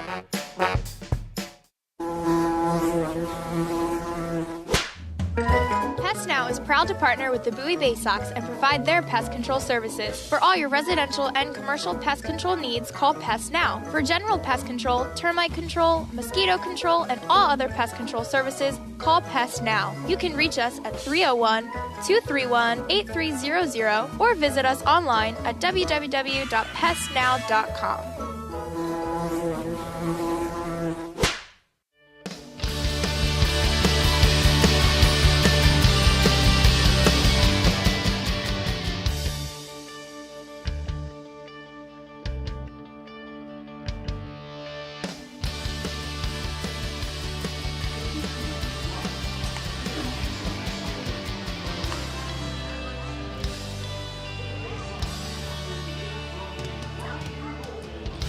We're on to the bottom of the 8th inning here at UPMC Park in Erie as the Baysox still trail. New pitcher taking over on the mound for the Baysox. Jake Prezina, left-hander, making his Double-A debut. At this point, as Bowie trails by 2, he might only need to be called on for 1 inning as Andre Lipsius steps in. First pitch is fouled off right side, and the count opens up at 0-1. It's Lipsius, Kerry Carpenter, and Quincy Naporti here in this half inning. As the next pitch from Prezina comes in, and it's inside a breaking ball. Count goes even at a ball and a strike. So the line on Shelton Perkins is done. It was okay. 2 innings. He allowed just 1 hit, but 1 run it was earned. Next offering, down and inside. Perkins struck out 2 batters and walked just 1. The 1 run was a solo home run by Dane Myers. 2 balls and a strike on Lipsius here, who's 2 for 3 on the day. Pair of singles and a run scored. They play him straight up defensively, the 2-1. Grounded foul third base side, and the count goes even at 2. So Jake Prezina, let's get you a little bit about him in his Double-A debut. 6 foot, 190-pound left-hander. 31st round draft selection in 2019 from Seattle University. He fires the 2-2, and it's a curveball fouled off. Lipsius just got a top piece of it. The ball heads back to the screen. The count remains. Brezina opened the season with high A Aberdeen. He had appeared in 15 games, all in relief. He went 1-1 with a 4.82 ERA. Here's the 2-2 to Lipsius. Swinging a floater out toward left center field. Tough play for Haskin, and he can't get there. And that's a Texas League single for Andre Lipsius, his third hit of the day. And he's really just bumped up his average a hearty chunk since the start of this series. Because Lipsius is now, my goodness, 6 for 8 in the 2 games this week. He went 3 for 4 yesterday with a 3-run home run and a sacrifice fly. And he's 3 for 4 today as Kerry Carpenter steps in. First pitch home. Carpenter watches breaking ball miss. Down and away to start the count out at 1-0. It's a 1 for 3 day for Carpenter. A double to right field in the first inning. He advanced to third, but was left there. Struck out swinging in the third, popped out to the shortstop his last time up. Runner at first, nobody out, bottom of the 8th, the 1-0. Breaking ball, pieced foul, hits off of the mid of the catcher as the count runs even at 1. Brezina has allowed runs in each of his last 3 outings, but he's gone at least long enough in all of them. He actually picked up the win in one of them. But over his last 3 outings, he's tossed exactly 6 innings and allowed 4 earned runs. He's walked 4 and struck out 7. On the season, he struck out 29 batters in 28 innings and walked only 9. Only 1 home run on his books. Here's the 1-1. Carpenter flinches at a curveball that misses down and away, and the count goes to 2 balls and a strike. Leadoff batter at first base right now. Kerry Carpenter in. As Brezina is taking his time to foot the rubber.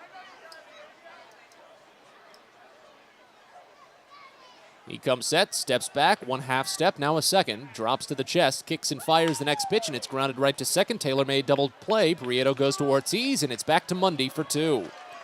4th double play that Kerry Carpenter has hit into this season, as the leadoff single is eliminated on a 4-6-3. And now with the bases empty, Quincy Naporti is up to bat. That's the advantage of the shift there, no matter who you are.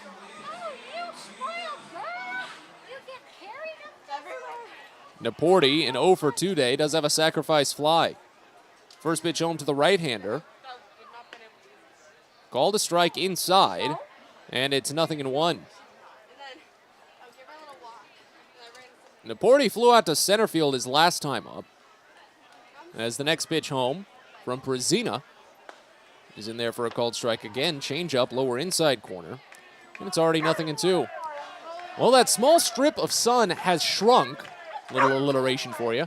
Now it's just a tiny little sliver in front of the batting area and in front of the mound at the same time. So in that, at this point, 50-foot span. 0-2 pitch misses down and away, and the count goes to a ball and 2 strikes. Rest of the field in what remains of the shade. The 1-2 pitch to Naporti. Down and away. Count runs even at 2. Well, the pace that this game has gone on, we're very well ticketed to finish with ample sunlight left, as Bowie will only have 3 outs to try and put on 2 runs. It'll be Chris Given, J.D. Mundy, and Zach Watson to bat in the 9th. 2-2 pitch. Grounded over to first and under the diving glove of J.D. Mundy. A delayed reaction by Mundy, and he actually went over the ball. So a single for Naporti. He now has hits in back-to-back games, and the inning extends for Dane Myers. A 2-home-run day for Myers.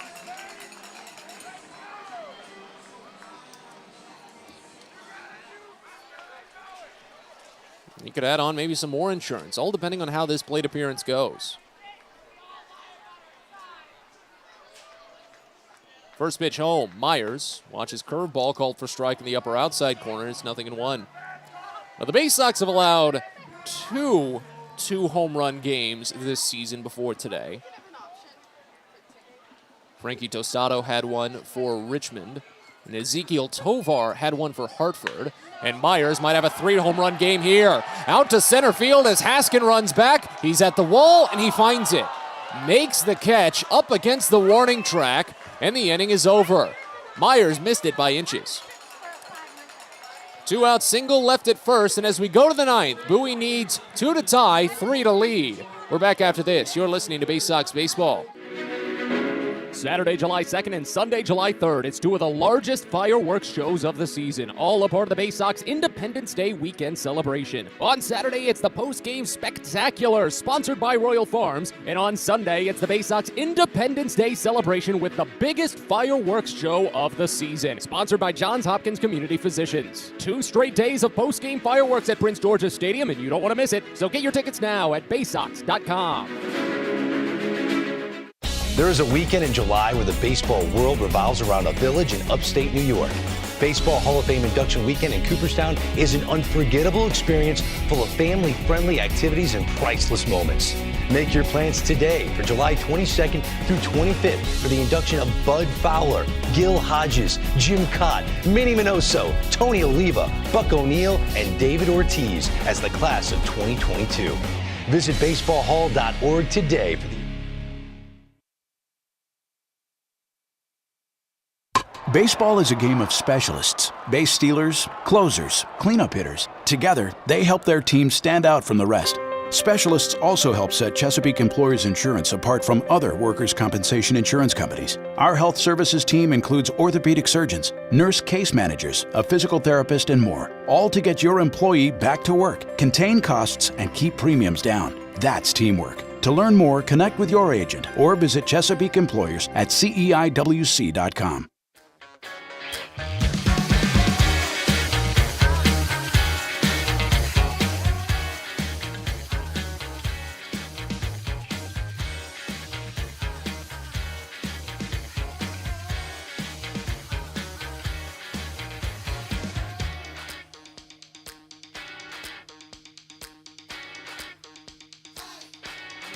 We're on to the 9th inning as Bowie is down to their final 3 outs this evening. The Baysox trail 4-2 at UPMC Park in Pennsylvania. With a new pitcher coming onto the mound to try and log a save for the Seawolves, it's Zach Houston. Right-hander will face off against 6, 7, and 8 in the Baysox lineup.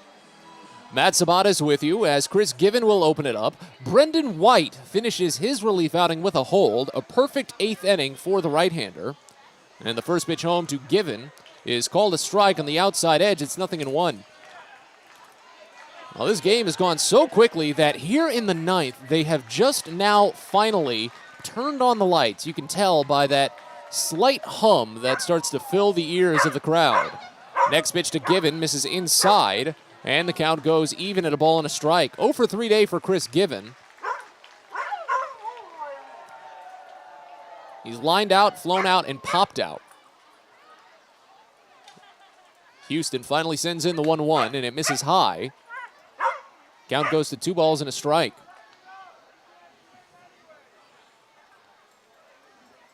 So White's day is done, of course. A perfect inning with a pair of groundouts and a strikeout. Next pitch from Houston, misses inside. Nearly could have gotten Given on the belly. Runs the count to 2 balls, or make that 3 balls and a strike. Telling you a little bit about Houston here. 6'5", 240-pound, 27-year-old right-hander from Poplarville, Mississippi. 11th round draft selection back in 2016. Fires another pitch inside. Changeup is ball 4. So a leadoff walk, first base runner for Bowie after 9 consecutive outs. Hudson Haskins singled to lead off the 6th, and then Bowie went down in order through the lineup. But now Given is aboard, and tying run to the plate in J.D. Mundy. Zach Houston on the season has gone 0-2, but has a 1.64 ERA in 19 appearances. No starts. He does have 3 saves in 3 opportunities. Hasn't blown one. First pitch to Mundy misses away as the count starts out at 1-0. J.D. is 0 for 3 on the day. A pair of flyouts to left field and a strikeout swinging in the 6th. Houston has tossed 22 innings, allowed 13 hits and 6 runs, 4 earned. He's walked 14 batters, but he struck out 41. Here's the 1-0. Mundy watches a called strike wide as the count evens at a ball and a strike. Opponents just hitting Houston for only 169 this season. That's one of the best among this bullpen for Erie. Here's the 1-1. Swing and a miss, high fastball as the count goes to a ball and 2 strikes. After Monday, it'll be Zach Watson as Bowie, hoping to send this game into an extra half inning, does have a right-hander throwing in the bullpen.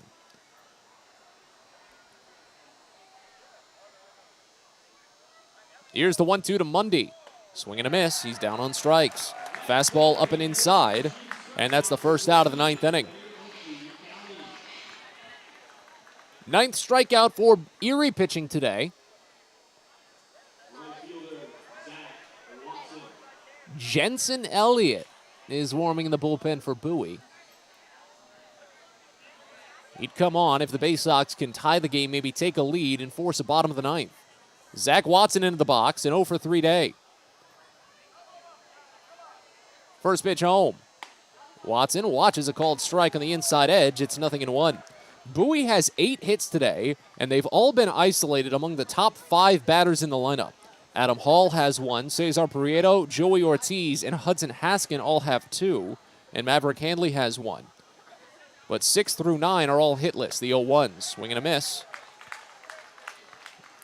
Breaking ball away in the count to 0-2. So 6 through 9 hitless, and that's where this inning starts. With Given drawing the walk as the number 6 batter, Mundy striking out, and now Watson behind 0-2. They put the shift on for the right-hander to try and turn 2 as the 0-2 pitch. Misses just inside. Count runs to a ball and 2 strikes.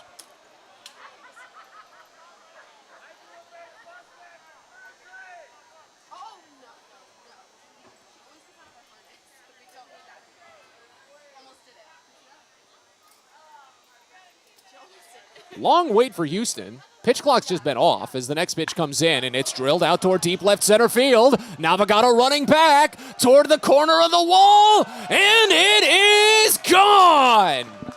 A game-tying 2-run home run for Zach Watson. His 3rd of the season, and it's 4-4 here in the top of the 9th.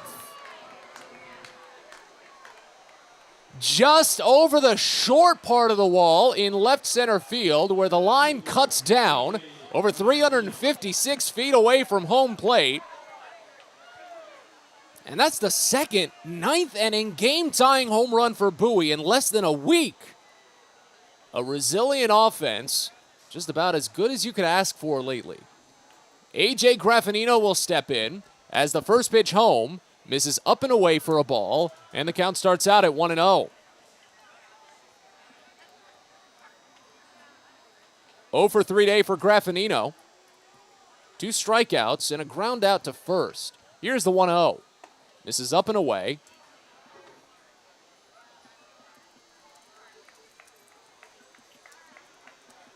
And it's going to lead to a battery visit. Dylan Dingler out to chat as the count goes to 2-0. Around the Eastern League, a couple of games still behind us. Bowie and Erie got started at 6:05 today. Erie did make the decision into this season to start a lot of their games at 6:05. So they're usually one of the first teams done when they're playing at home, and that's looking like it could be the case today, as Reading holds a slim 4-3 lead over Binghamton in the 6th. Akron leading Harrisburg 6-0 at the moment. Somerset over Hartford 3-1, and Altoona and New Hampshire knotted at 2. Portland and Richmond were postponed.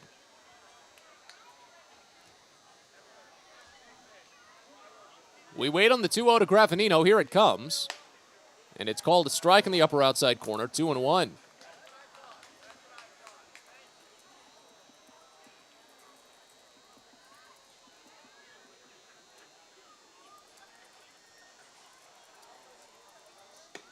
Here's the 2-1, misses down, and the count goes to 3-1. So for Zach Houston, that's the first home run he's allowed all season with the Seawolves. Of all times to do it.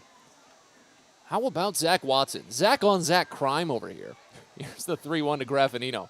Inside ball 4, and the go-ahead run is on base as Houston walks his second batter.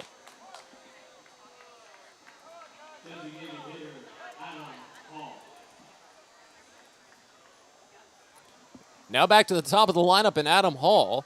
With only 1 out, just as I was talking about, those top 5 in the Baysox lineup have collected what's now a lion's share of the Baysox hits. It's not all of the hits anymore, thanks to Zach Watson, but still a majority of them, 8 of the 9.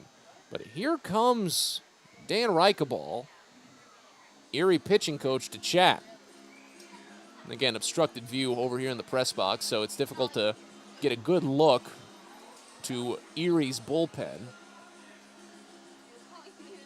But I can tell by the long hair that right-hander Yaya Shentoof is warming in the mound for the Seawolves. All the while, Bowie has been having Jensen Elliott constantly throw throughout this inning. And they willed that tie into existence by getting him up and moving. As Robago is still having this conversation, the allotted time on the pitch clock has gone out. And the umpire was just standing there. He should have broken up that meeting a while at this point, but finally does.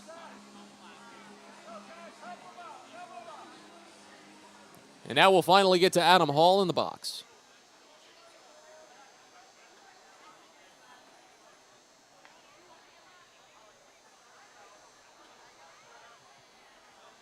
One for 4 day for Hall, a single and a run scored in the third. As Houston takes plenty of time after coming set at the chin to fire the first pitch home. That one nearly got Hall on the waist. He had to just kick his rear end out. As the count starts out at 1-0. Graffinino at first base has only attempted one steal this season. With a right-hander in the box against Dylan Dingler, I doubt he tries here. The 1-0 pitch. Hall watches called strike. Fastball hits the outer edge, and the count evens at 1.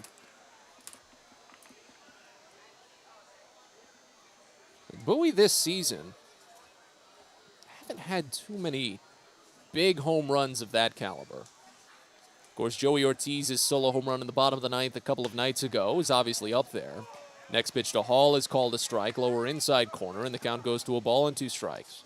But Bowie this season has only had 9 game-tying home runs, but now 10 thanks to Zach Watson.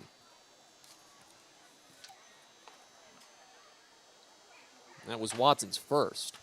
Runner goes. The 1-2 pitch is called strike 3, low and away. The throw skips into center field. Graffinino heads to third base. That's the second error on Dylan Dingler today. It is the second out of the inning as Hall is rung up looking. But Graffinino picks up his second stolen base of the season, and he represents a go-ahead run 90 feet away here in the top of the ninth.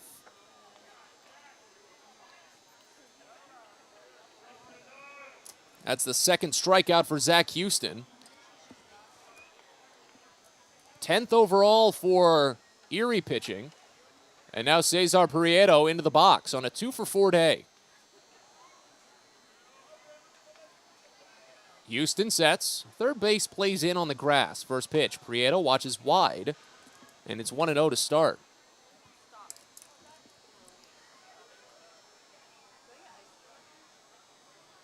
Prieto can be the surprising bunter, but I really would never see him putting it down in this kind of scenario, especially with 2 outs. Here's the 1-0. Called a strike. Breaking ball just nicks the upper outside corner, and the count goes even at a ball and a strike. Yeah, Prieto, of course, pulled down that bunt in the third inning that led to a run across. As Bowie and Erie are now tied at 4. The 1-1. Floated foul, left side, hits the netting as the count goes to a ball and 2 strikes. Prieto also singled to left field in the 5th inning. Got to second base on another single, but was left stranded. He grounded out to second his last time up. They play in deep in the hole on the shifted end.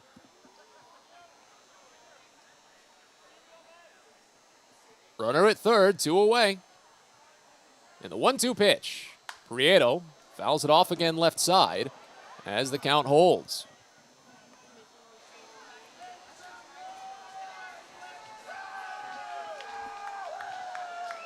Well, all the Baysox rested up against the railing here in the first base dugout, seeing what Prieto can do as Houston settles for another. This will be his 27th offering. Another 1-2 pitch. Prieto takes it up and in. Did that get him? Around the handle of the bat, I think that got the bat. Prieto didn't really put up much of, I don't want to say theater, but really much of a look that it hit him and not the bat. He just backed out of the box after it ricocheted off of the bat. I think he expected it to miss the bat entirely, but instead it was a foul, so it's still just a 1-2 pitch. Another one home from Houston is up and away for ball 2.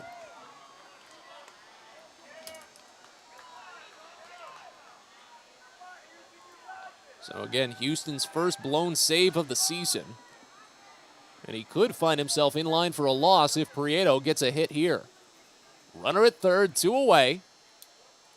The 2-2 pitch. Prieto fouls it off back to the screen as he falls to a knee going after the curveball.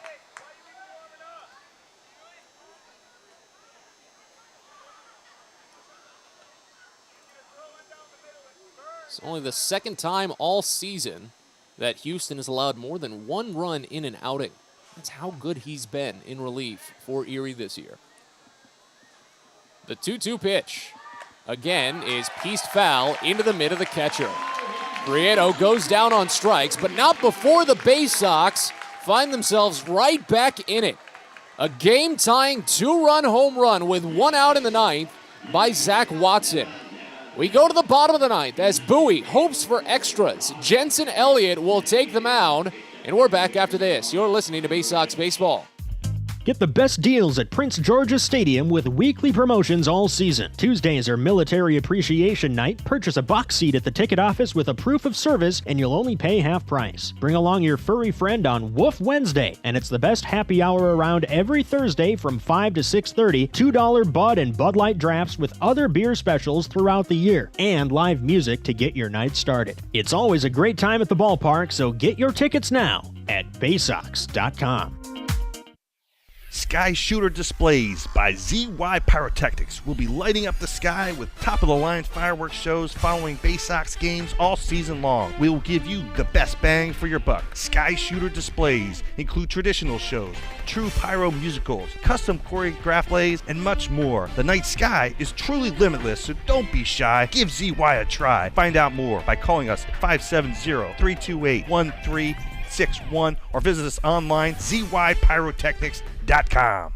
Most people don't know what a steam fitter is. More importantly, what we do and how much it impacts you. Just take a moment to think about what your world would look like if you didn't have the ability to generate electricity, to have heating or air conditioning, microchip production, internet service, web-based storage, cellular service, and frozen or refrigerated produce. Could you imagine? And these are just some of the things that we impact. Please visit steamfitters-602.org and let's talk about how we can bring value to you.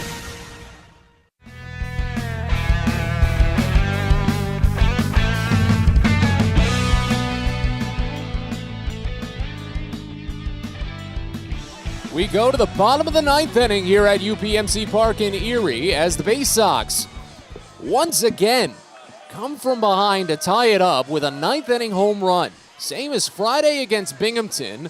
This time on the road, a 2-run blast by Zach Watson with 1 out in the 9th to bring it on to an extra half inning that Bowie might not have anticipated a few minutes ago.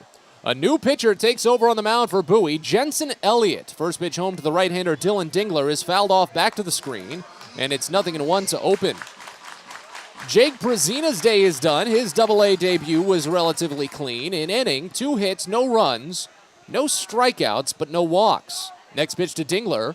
Misses down and away, a breaking ball, and the count goes even at a ball and a strike. It's Dingler, Parker Meadows, and Andrew Navigato due up in this half inning for Erie. If any of them reach, Gage Workman would follow, but if any runs come across, well, that's the game. 1-1 pitch. A half-hearted swing and a miss on a slider down and away. Just as soon as he had started, Dingler realized his mistake as the count goes to a ball and 2 strikes.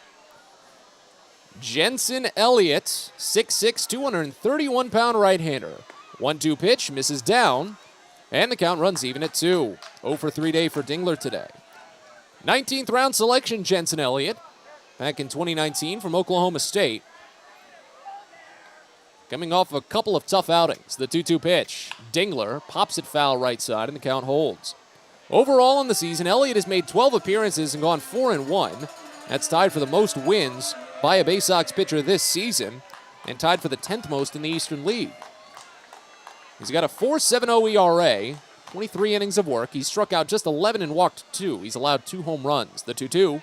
Dingler, a late swing and poked over toward the left side. Tough play at third for Chris Given, and he cannot barehand it. Goes down as an infield single, and the winning run is aboard to open the bottom of the 9th inning.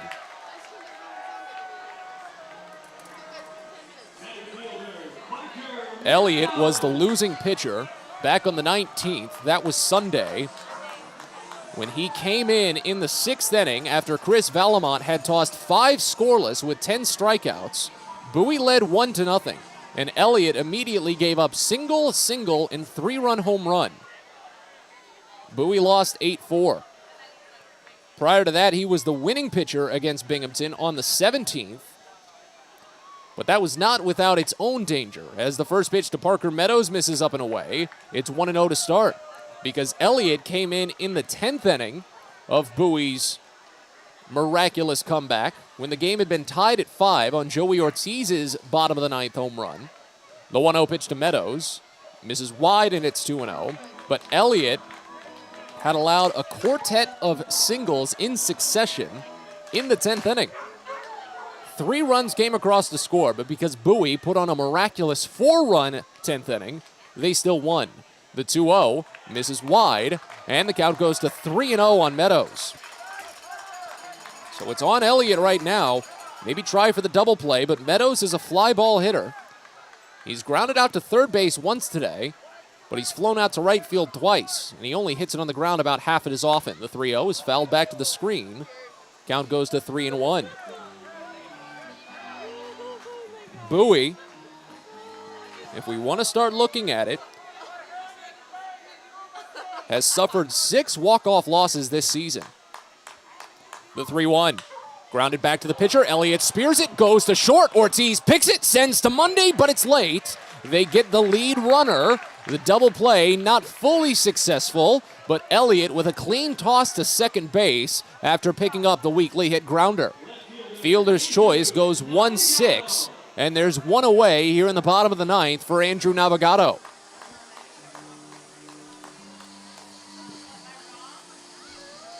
Bowie's walk-off finishes had gone in the wrong direction 6 consecutive times. Remember, Bowie suffered 3 consecutive walk-off losses on the tail end of that series with Reading.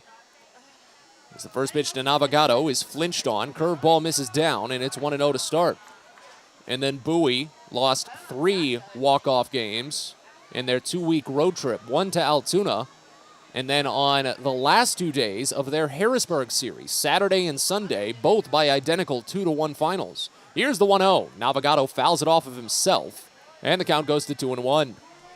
1 for 2 day for Andrew Navigato. He's not gotten past first base. He got hit by a pitch in the 2nd inning and singled to short in the 4th, but got taken out on a double play. He's hit into 3 of them this season, but just like Meadows, he's still a bit more of a fly ball hitter. Ground ball to fly ball ratio of only 0.9. Runner at first, 1 away, bottom of the 9th of a 4-4 game as the 1-1 is grounded to second, could be 2. Prieto tosses to Ortiz, and it's back to Mundy for the double. The inning is over, and we're on to the 10th. Leadoff single, left nowhere, no one even to second base. But we've got a runner starting at second in the 10th inning. It'll be Cesar Prieto as we continue on. 4-4 here in Erie. You're listening to Baysox Baseball. Sky Shooter Displays by ZY Pyrotechnics will be lighting up the sky with top-of-the-line fireworks shows following Baysox games all season long. We will give you the best bang for your buck. Sky Shooter Displays include traditional shows, true pyro musicals, custom choreographed plays, and much more. The night sky is truly limitless, so don't be shy. Give ZY a try. Find out more by calling us at 570-328-1361 or visit us online, zypyrotechnics.com.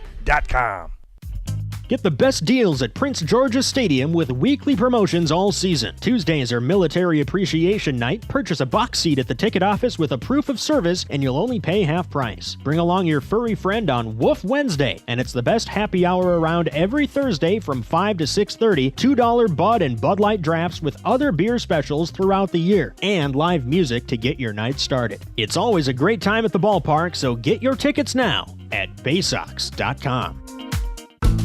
It takes time to get rich, flavorful coffee beans from the lush mountain regions of Colombia and Brazil to Royal Farms. But less than a minute to get yourself a delicious hot cup of the finest and freshest coffee in the world. Because Royal Farms' new Swiss-made coffee machines grind those rich, flavorful coffee beans and brew them one magnificent cup at a time. It's why Royal Farms makes the freshest and best coffee in the world. Real fresh, real fast. Royal Farms.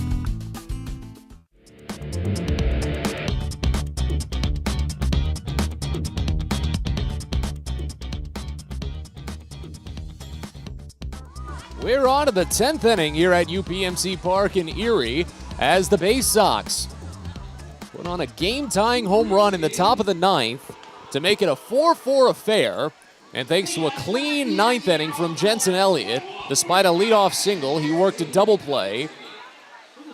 It'll be Yaya Shentuf to take over for the Seawolves as we continue on into this extra inning.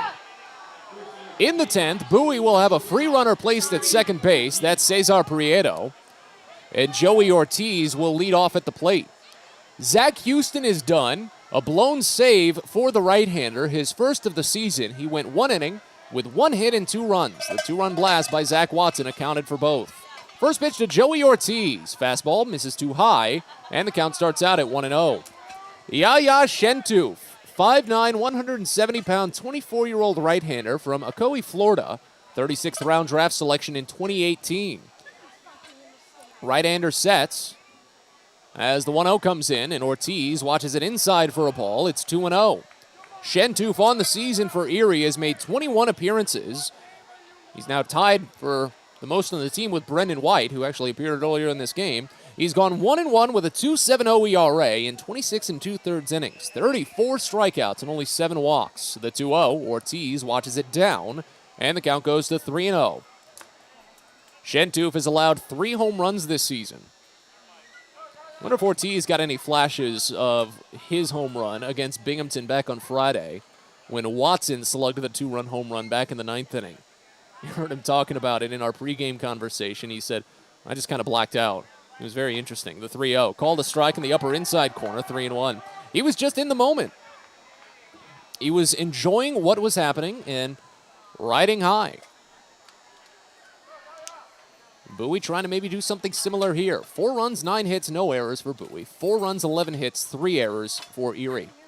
The 3-1 pitch to Ortiz is swung on and bounced slowly to first, backhanded by Dane Myers and underhanded to the pitcher covering. Shentuf advances, or Prieto advances, I should say. Got Shentuf on the brain, such a unique name. 3-1 put out as runner goes to third. And now here's Maverick Handley. The entire infield will play in, but if Handley can get it out of the infield, that'll be enough. He singled up the middle in the first inning, flew out to right field in the third, hit into a force at short in the 5th. That wouldn't do it.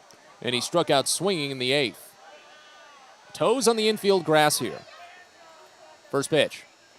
Misses low and just gets a little bit away from Dylan Dingler behind the dish, but he pushes it slowly toward the first base side, and there is no issue for him to retrieve it and keep Prieto at third. But it's a very muted lead off of third base right now for Cesar Prieto. You've got the third baseman very close to the bag, and with a right-hander on the mound, don't risk it. Here's the 1-0 pitch. Handley swings through and falls to an E. That fastball was down and away. They call that the Bugs Bunny swing. The count goes even at 1. Well, Handley's been seeing the ball just about as well as anyone on the team right now. 1 for 4 today. The 1-1. Broken bat bouncer over to short. There's going to be play at home. Picked by the shortstop, thrown home, and they got Prieto. Fielder's choice goes 6-2, and there's 2 away.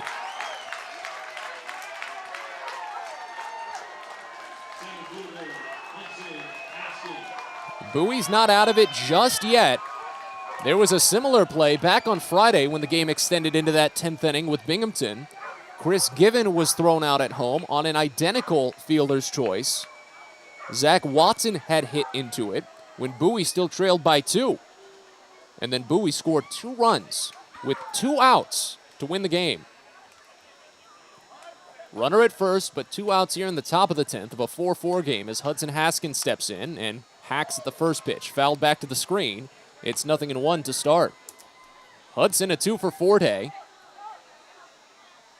He singled twice, once to third in the 4th, and then once to left field in the 6th. Needs an extra base hit here to try and drive in the run. As the 0-1 comes home and it misses high. Count goes to a ball and a strike. Again, still some sunlight remaining here at the ballpark, but the hum of the lights lets you know how much of the load they're carrying. They're doing a little bit of the job, but the 1-1 on its way, and it's grounded over to short again. A run in for Gage Workman, and he has to go to first. Zips it over there, and it's in time. So Bowie gets the free runner to second base, but he's thrown out at home, and their chance is ruined here in the 10th. They'll hope for a scoreless bottom, as it looks to be Jensen Elliott set to continue on the mound for the Baysox. Erie will have the winning run placed at second base in Andrew Navigato when we come back. You're listening to Baysox Baseball. From sprains to stitches, sore throats to stomach aches, and pulled muscles to poison ivy, care is around the corner at Patient First. Walk in to see a doctor from 8 a.m. to 10 p.m. every day of the year. X-rays, lab tests, and prescription drugs are on site, and most major insurance plans are accepted. For routine illnesses and injuries, Patient First is here for you. Patient First, the name fits. Patient First, proud partner of the Bowie Baysox, open 8 a.m. to 10 p.m. every day. Get your gear and memorabilia from your favorite Baysox players and future stars of the Baltimore Orioles at the Tackle Box Team Store. Jerseys, hats, autographed bats and balls, all at great prices. Located right at the main gate at Prince George's Stadium and online at BaysoxShop.com, the Tackle Box is the only place to get the best Baysox gear for you and your favorite fan. It's the Tackle Box at Prince George's Stadium and at BaysoxShop.com. At DCA Imaging Systems, we provide a tenured team of office technology professionals ready to be your trusted advisors. From document creation, output devices, scanning and workflow, to document security and storage, we understand people print, not printers. Give DCA Imaging a call, 301-577-1021, or find out more about how we can help you. DCAimaging.com. DCA Imaging Systems, office technology made easy.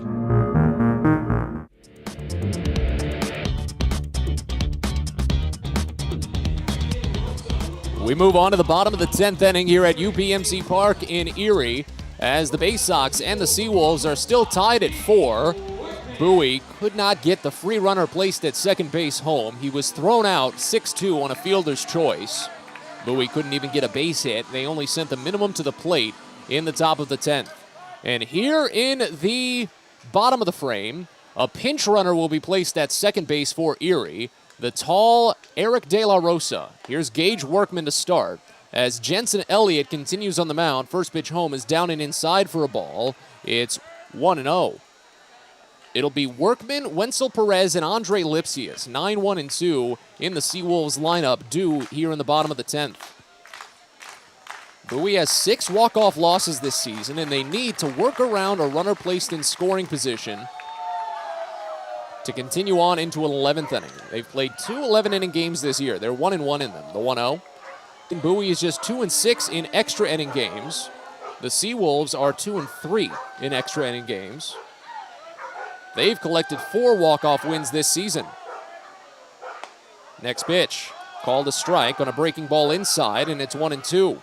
Workman 0 for 2 on the day, hit into a double play in the 4th inning, walked and was caught, or is picked off rather, in the 7th inning.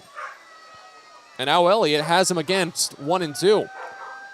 The next pitch, swing and a miss for strike 3. Pitch eats up some dirt, but the runner doesn't take off, and Handley applies an easy tag. First strikeout for Jensen Elliott, only the 7th overall for Baysox pitching today. and it goes back to the top of the lineup for Wenzel Perez. Erie's last walk-off win was a solo home run by Andrew Navigato in the 9th inning against Harrisburg at the start of this month. First pitch home to the switch hitter Perez, misses away, and it's 1-0 to start. A 2-for-4 day for Perez, a single and a run scored in the 3rd, a single in the 5th, but he got caught stealing second base, struck out swinging his last time up. The 1-0 pitch, Perez flinches on a breaking ball away. They ask for appeal, he didn't go. Count goes to 2-0. Very surprised that De La Rosa, I guess I shouldn't say I'm too surprised, that De La Rosa hasn't attempted a steal. He has attempted 8 and swiped 6 bags, but Maverick Hanley has proved dangerous behind the plate, the 2-0. Here's a single into center field, not a single, a line drive into center field. Hudson Haskin runs in to make the catch, and already there's 2 away.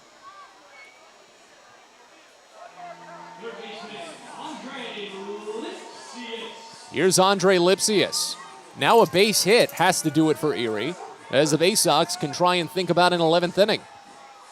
Hudson Haskin would be the free runner placed at second base if this game extends into another frame. Still runner at second, still 2 outs. First pitch. Lipsius watches slider miss down and away. It's 1-0. It's a 3-for-4 day for Lipsius, his second consecutive 3-hit game. He's got a trio of singles and a ground out to the shortstop. They play him deep on the pull side as the 1-0 comes in, and it's driven out toward left field, but Graffinino sees it and pulls it down on the line. A 3-up, 3-down, bottom of the 10th for Jensen Elliott to strand the free runner at second base. Just about as perfect as you could ask for from Jensen, and we're on to the 11th. Bowie and Erie still tied at 4. You're listening to Baysox Baseball. Baseball is a game of specialists. Base stealers, closers, cleanup hitters. Together, they help their team stand out from the rest. Specialists also help set Chesapeake Employers Insurance apart from other workers' compensation insurance companies. Our health services team includes orthopedic surgeons, nurse case managers, a physical therapist, and more, all to get your employee back to work, contain costs, and keep premiums down. That's teamwork. To learn more, connect with your agent or visit Chesapeake Employers at CEIWC.com. Fielder's Choice Flex Packs with the Bowie Baysox. The best value to see the best games at Prince George's Stadium. You could save up to 30% on your selected seat from day one and enjoy a number of exclusive member benefits, including flexible exchange options, discounts on suite rentals, special access to the Diamond View restaurant, and a free members collectible at your first home game of the year. Get your pack now by calling 301-464-4865 or heading online to baysox.com. Hey Baysox fans, On the Green Inc. is a proud sponsor of the Baysox and is celebrating 25 years of providing custom lawn care and pest control programs with guaranteed results for residential and commercial lawns. Mention this ad and receive a discount on your first lawn care or pest control service. Enjoy the outdoors this summer with On the Green Inc. Visit our website at onthegreeninc.com or call 410-695-0444. Let's go Baysox and On the Green Inc., your lawn care team.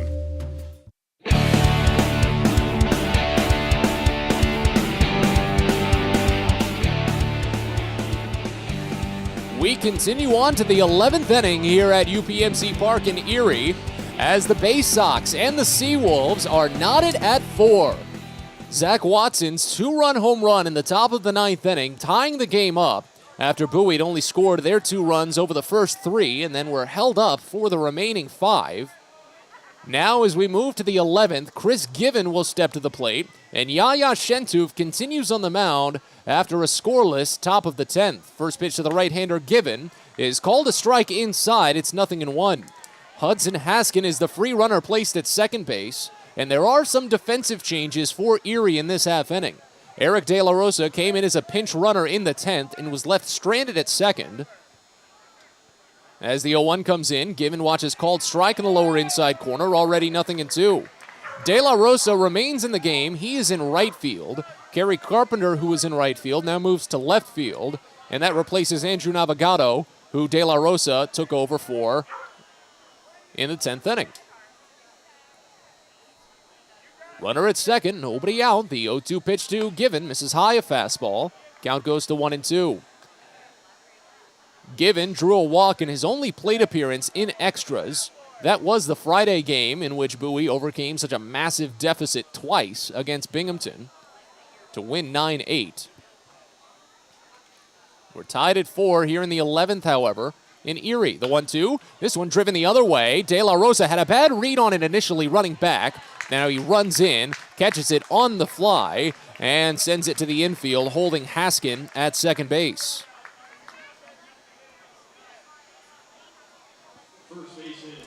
And now here's J.D. Mundy.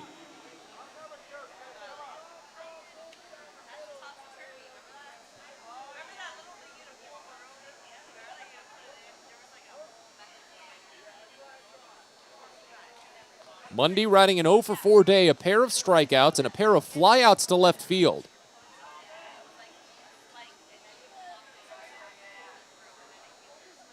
Righty on lefty. As Shentoof holds set, third base side of the rubber, sends home the first pitch, and Mundy watches a called strike on the outer edge. It's 0-1. Well, Shentoof has really seemed to be in strong command of the strike zone throughout this entire relief outing. Picking up plenty of called strikes. As the 0-1 comes in, it's swung on and missed, down and away, and already 0-2. Because he's now thrown 17 pitches and 11 of them have gone for strikes. He's already collected 4 outs. That's some great efficiency, especially for a reliever. Here's the 0-2 to Mundy. Called strike 3 on the upper outside corner. He's down on 3 pitches. First strikeout for Yaya Shentoof.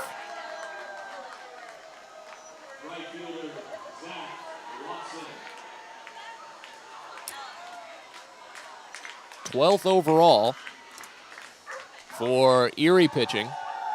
And now here's Zach Watson. Does he have another one in him? Stick around to find out on the next episode of Dragon Ball Z. Okay. All right, I've told my one joke for the day. Here's the first pitch. Watson, he crushes it up the third base line to the corner, but it hooks foul.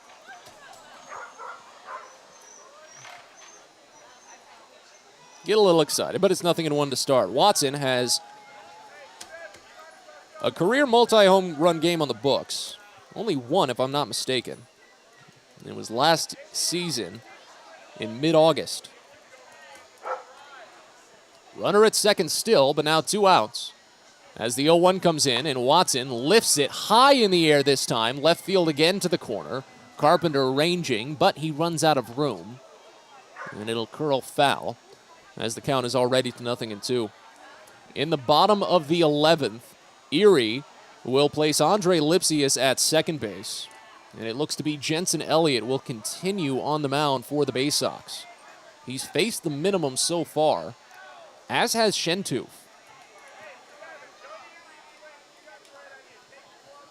Here's the 0-2 to Watson. Swing and a miss for strike 3. High fastball, and the Baysox go down in order in the top of the 11th.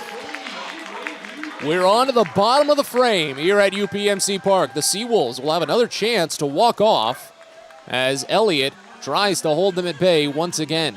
4-4 here in Erie. You're listening to Baysox Baseball. Fielder's Choice Flex Packs with the Bowie Baysox. The best value to see the best games at Prince George's Stadium. You could save up to 30% on your selected seat from day one and enjoy a number of exclusive member benefits, including flexible exchange options, discounts on suite rentals, special access to the Diamond View restaurant, and a free members collectible at your first home game of the year. Get your pack now by calling 301-464-4865 or heading online to baysox.com. Well, it's a special Baysox Live Happy Hour on Thursday, July 14th at Prince George's Stadium. Along with the usual live music and beer specials from 5 to 6:30, it's also Margaritaville night out at the ballpark. Get your flip-flops, salt shakers, and Hawaiian t-shirts ready to celebrate cruise culture with Margaritaville night, sponsored by Bud Light. That's Thursday, July 14th at Prince George's Stadium, so get your tickets now at baysox.com. Most people don't know what a steam fitter is. More importantly, what we do and how much it impacts you. Just take a moment to think about what your world would look like if you didn't have the ability to generate electricity, to have heating or air conditioning, microchip production, internet service, web-based storage, cellular service, and frozen or refrigerated produce. Could you imagine? And these are just some of the things that we impact. Please visit steamfitters-602.org and let's talk about how we can bring value to you.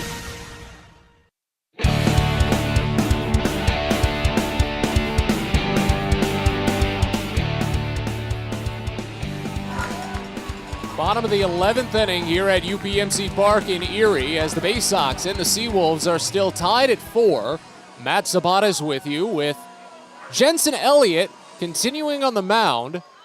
He won't throw a pitch to Kerry Carpenter as Erie starts the inning with Andre Lipsius placed at second base. Kerry Carpenter will be intentionally walked to avoid the danger that he poses and set up a potential force or double play for Quincy Naporti. That's the first walk given up by Elliott, of course, and just the second all day for Baysox pitching. As Naporti digs in, the first pitch to the right-hander is swung on and missed low. It's 0-1 to open. So to start the inning with runners at first and second and nobody out, the confidence that takes. Goodness. A 4-4 game here in the bottom of the 11th as Elliott delivers the next, and it skips away. Hits off of the bottom of Hanley's glove, and the winning run advances to third. Carpenter, an irrelevant runner, goes to second base as well, but he could become relevant if there turns to be a play at the plate at some point. But now, with a 1-1 count and nobody out, all Quincy Naporti needs to do is get it out of the infield, and the game will be over.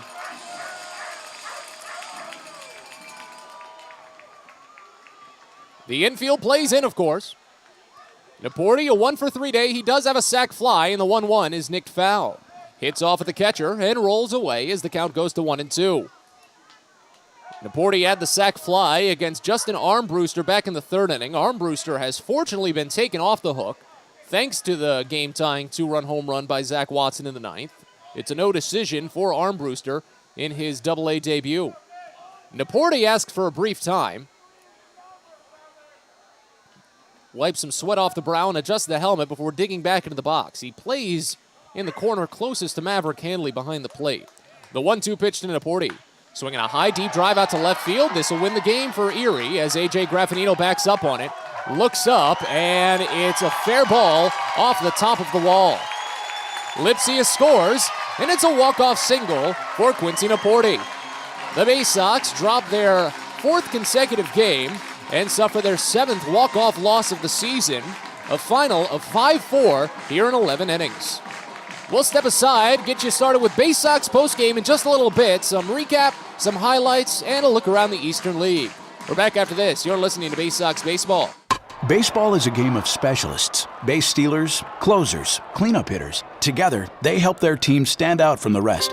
Specialists also help set Chesapeake Employers Insurance apart from other workers' compensation insurance companies. Our health services team includes orthopedic surgeons, nurse case managers, a physical therapist, and more, all to get your employee back to work, contain costs, and keep premiums down. That's teamwork. To learn more, connect with your agent or visit Chesapeake Employers at CEIWC.com.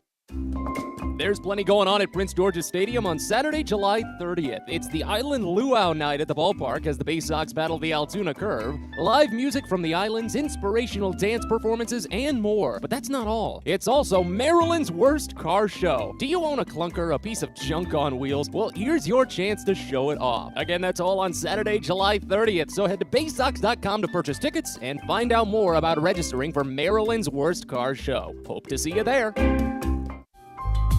At Luminous Health, we want you to feel your best. This summer, take the time to catch up on your annual health screenings. Visit us at our Anne Arundel Medical Center, Doctors Community Medical Center, or one of our primary care offices in your neighborhood. At Luminous Health, you are the MVP. Learn more at luminoushealth.org.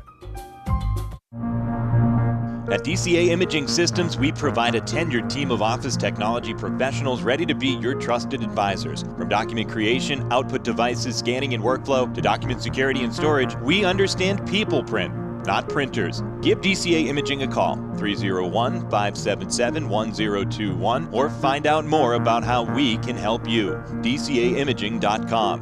DCA Imaging Systems, office technology made easy.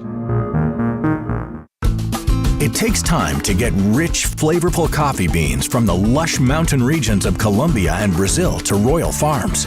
But less than a minute to get yourself a delicious hot cup of the finest and freshest coffee in the world. Because Royal Farms' new Swiss-made coffee machines grind those rich, flavorful coffee beans and brew them one magnificent cup at a time. It's why Royal Farms makes the freshest and best coffee in the world. Real fresh, real fast. Royal Farms. It's now time for the Bowie Baysox post-game show. Let's head back to the ballpark with Matt Savanas.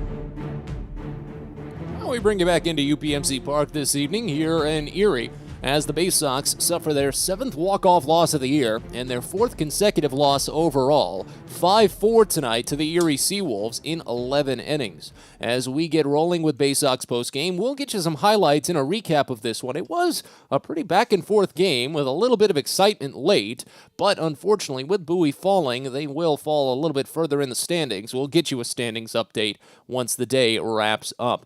But first, we recap. We go all the way back in time to the faraway land of 6:08 p.m. when first pitch came home from Austin Bergner to Adam Hall. It was a ball up and away to Hall, and he eventually saw another ball.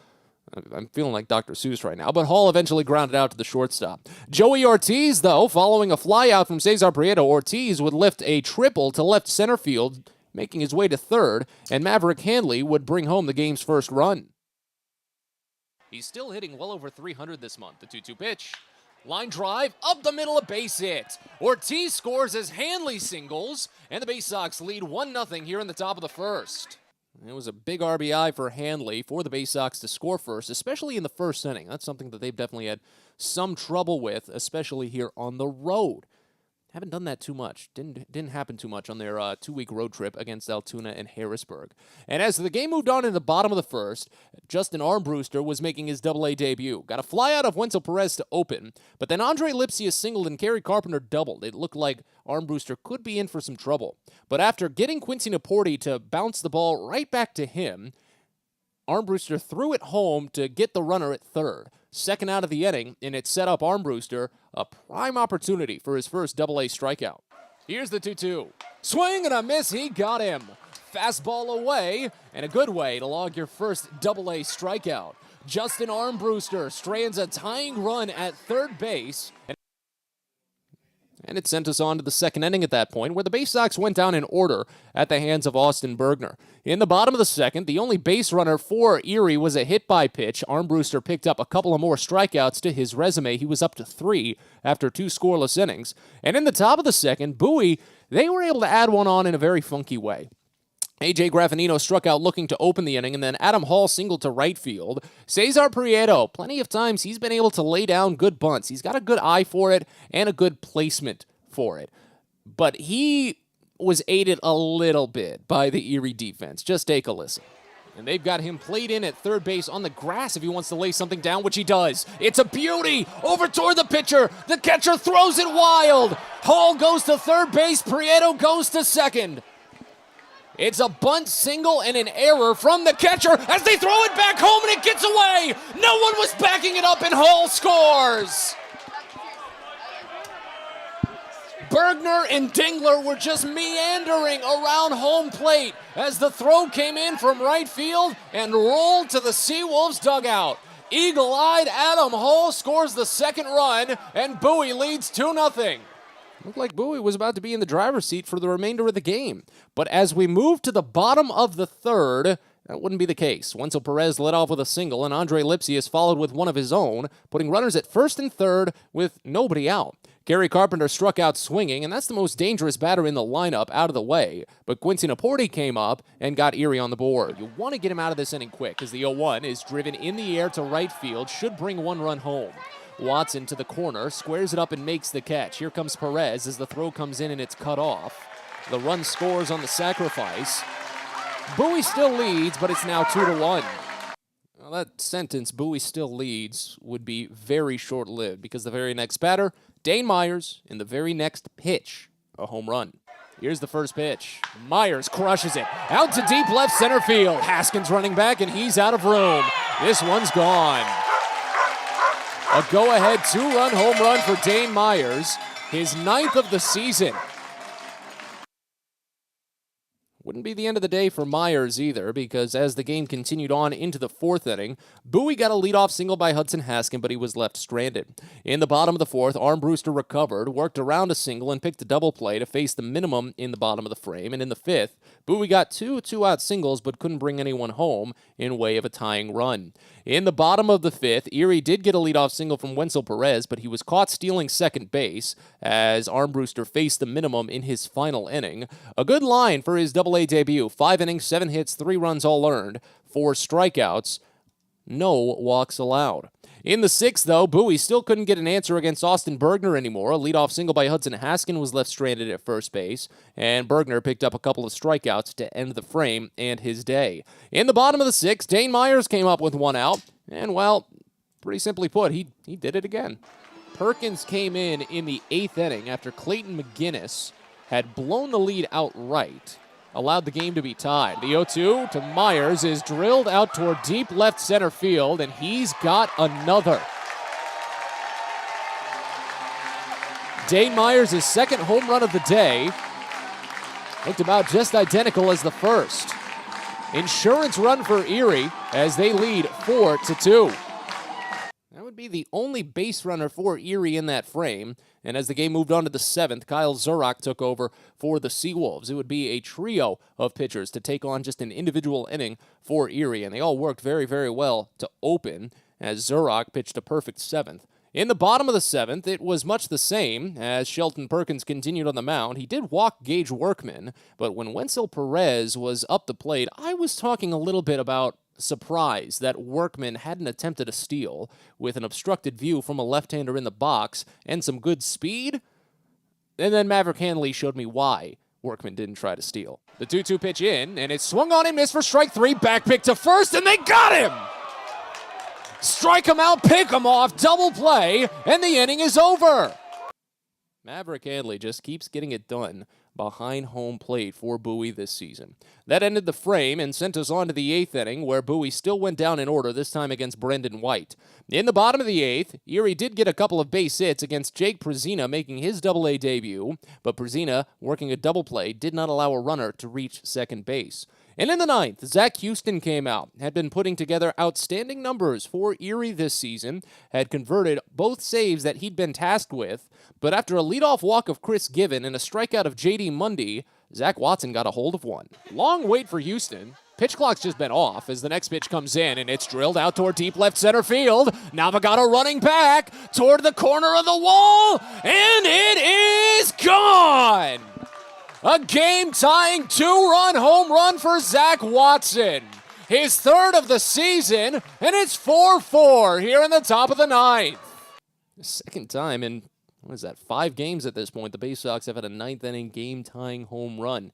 They were able to get another runner on base. A.J. Graffinino walked, stole second base, and went to third on an error by the catcher on the stolen base attempt. So go-ahead run was at third with only 1 out. But Adam Hall struck out looking, and Cesar Prieto struck out swinging, and the game was on to the bottom of the 9th. Jensen Elliott took over on the mound, gave up a leadoff infield single to Dylan Dingler, but he wasn't able to go anywhere. A double play ruined Erie's chances, and Elliott faced the minimum in the 9th to send the game into extras. Cesar Prieto would be the free runner placed at second base to start the top of the 10th inning, but Joey Ortiz grounded out to the first baseman to open the frame. Prieto got to third. Maverick Hanley, he'd been getting it out of the infield enough and had the RBI single in the first inning, just needed to get it out of the infield here, but that just wasn't meant to be. The 1-1.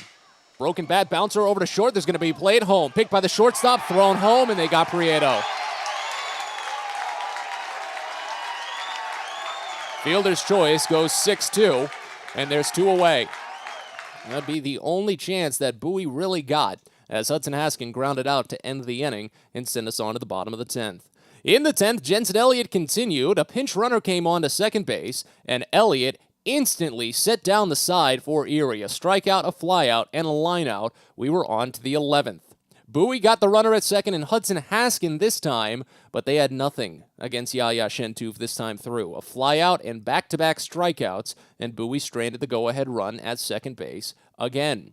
In the bottom of the 11th, Bowie intentionally walked Kerry Carpenter to open the frame as Andre Lipsius started at second base, but a wild pitch from Jensen Elliott pushed both runners ahead of bag to second and third. All Quincy Nieporte had to do was get it in the air just a little deep enough to finish it off for Erie, and he got it done. The 1-2 pitch to Nieporte.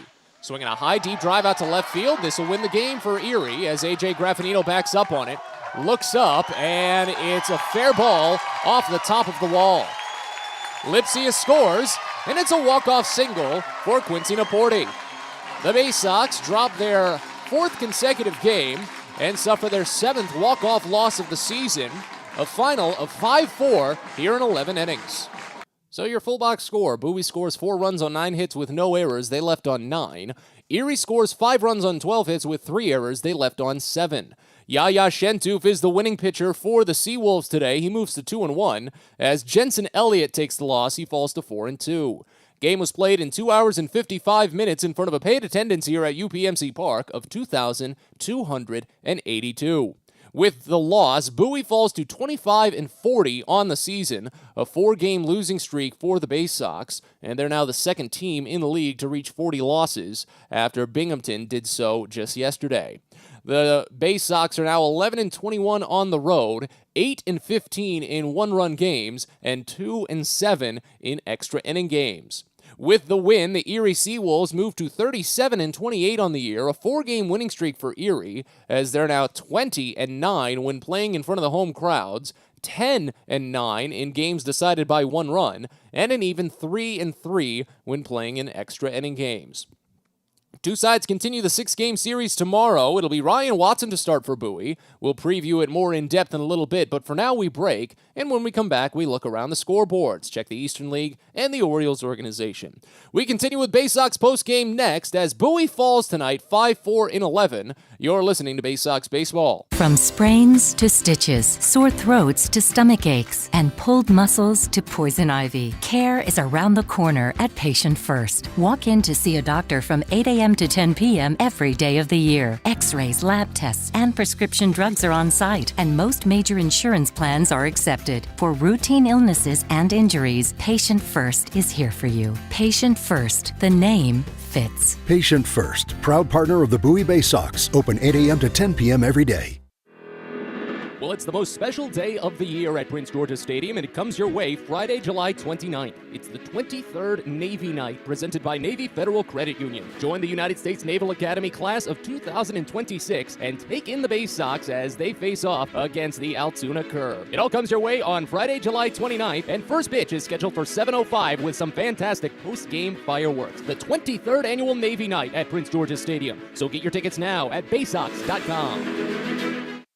Everyone deserves a great smile, and Rad Orthodontics is here to help you, Bowie Baysox fans. Rad Orthodontics accepts most insurance, and whether it's braces or Invisalign aligners, anyone can get the smile they've always wanted with our flexible payment options. With 2 of the country's leading orthodontists right here in the D.C. area, we love to see Baysox fans smile with confidence. So get that amazing smile you deserve. Visit radsmile.com today and book your free consult. That's radsmile.com for Rad Orthodontics, official smile provider of the Bowie Baysox.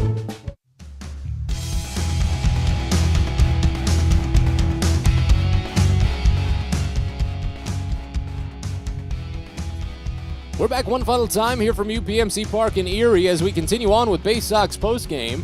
Bowie falling to Erie tonight 5-4 in 11 innings. Matt Sabatas with you as we take a quick cruise around the Eastern League briefly and tell you about plenty of games still in action. Of course, Erie and Bowie, starting just about a half hour earlier than the rest of the crew, are the first ones done.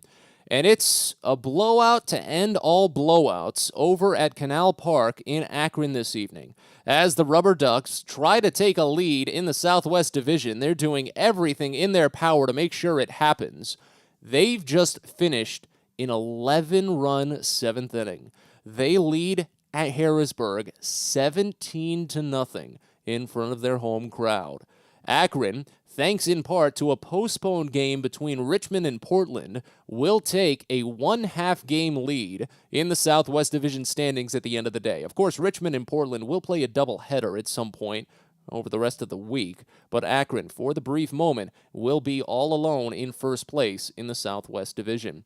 New Hampshire and Altoona are playing a fun one. It was 1-0 New Hampshire after 3, 2-1 Altoona after 3.5, and then 2-2 after 4. New Hampshire put on individual runs in the 6th and 7th to make it 4-2, but Altoona put on 2 runs in the 8th to tie the game at 4. New Hampshire has runner at first and 2 outs in the bottom of the 8th, a 4-4 game. Reading is piling on insurance over the Binghamton Rumble Ponies right now. They currently lead 9-3 in the bottom of the 9th. Binghamton down to their final 3 outs in that one at Marabato Stadium. Hartford holding on to a slim 5-4 lead over Somerset, all thanks to a 4-run 6th inning from the Yard Goats.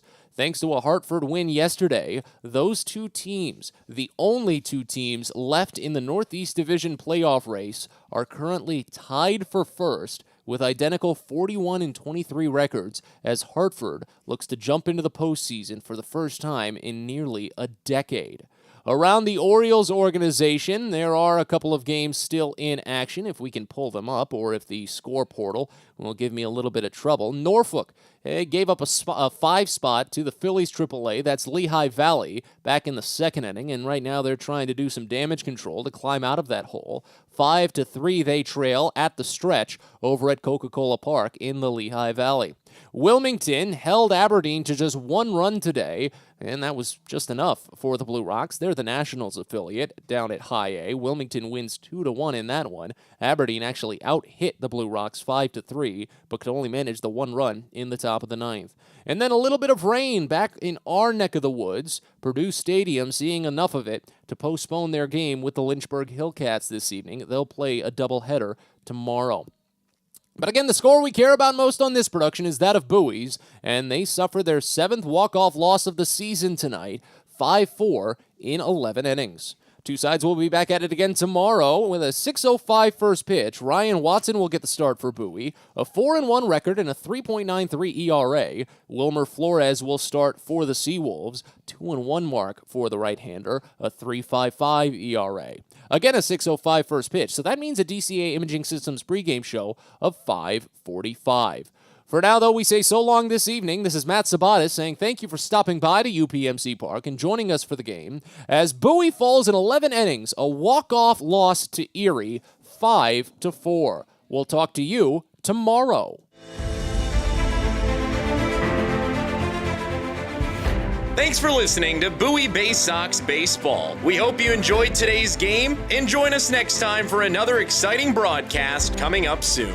This has been a presentation of the Bowie Baysox.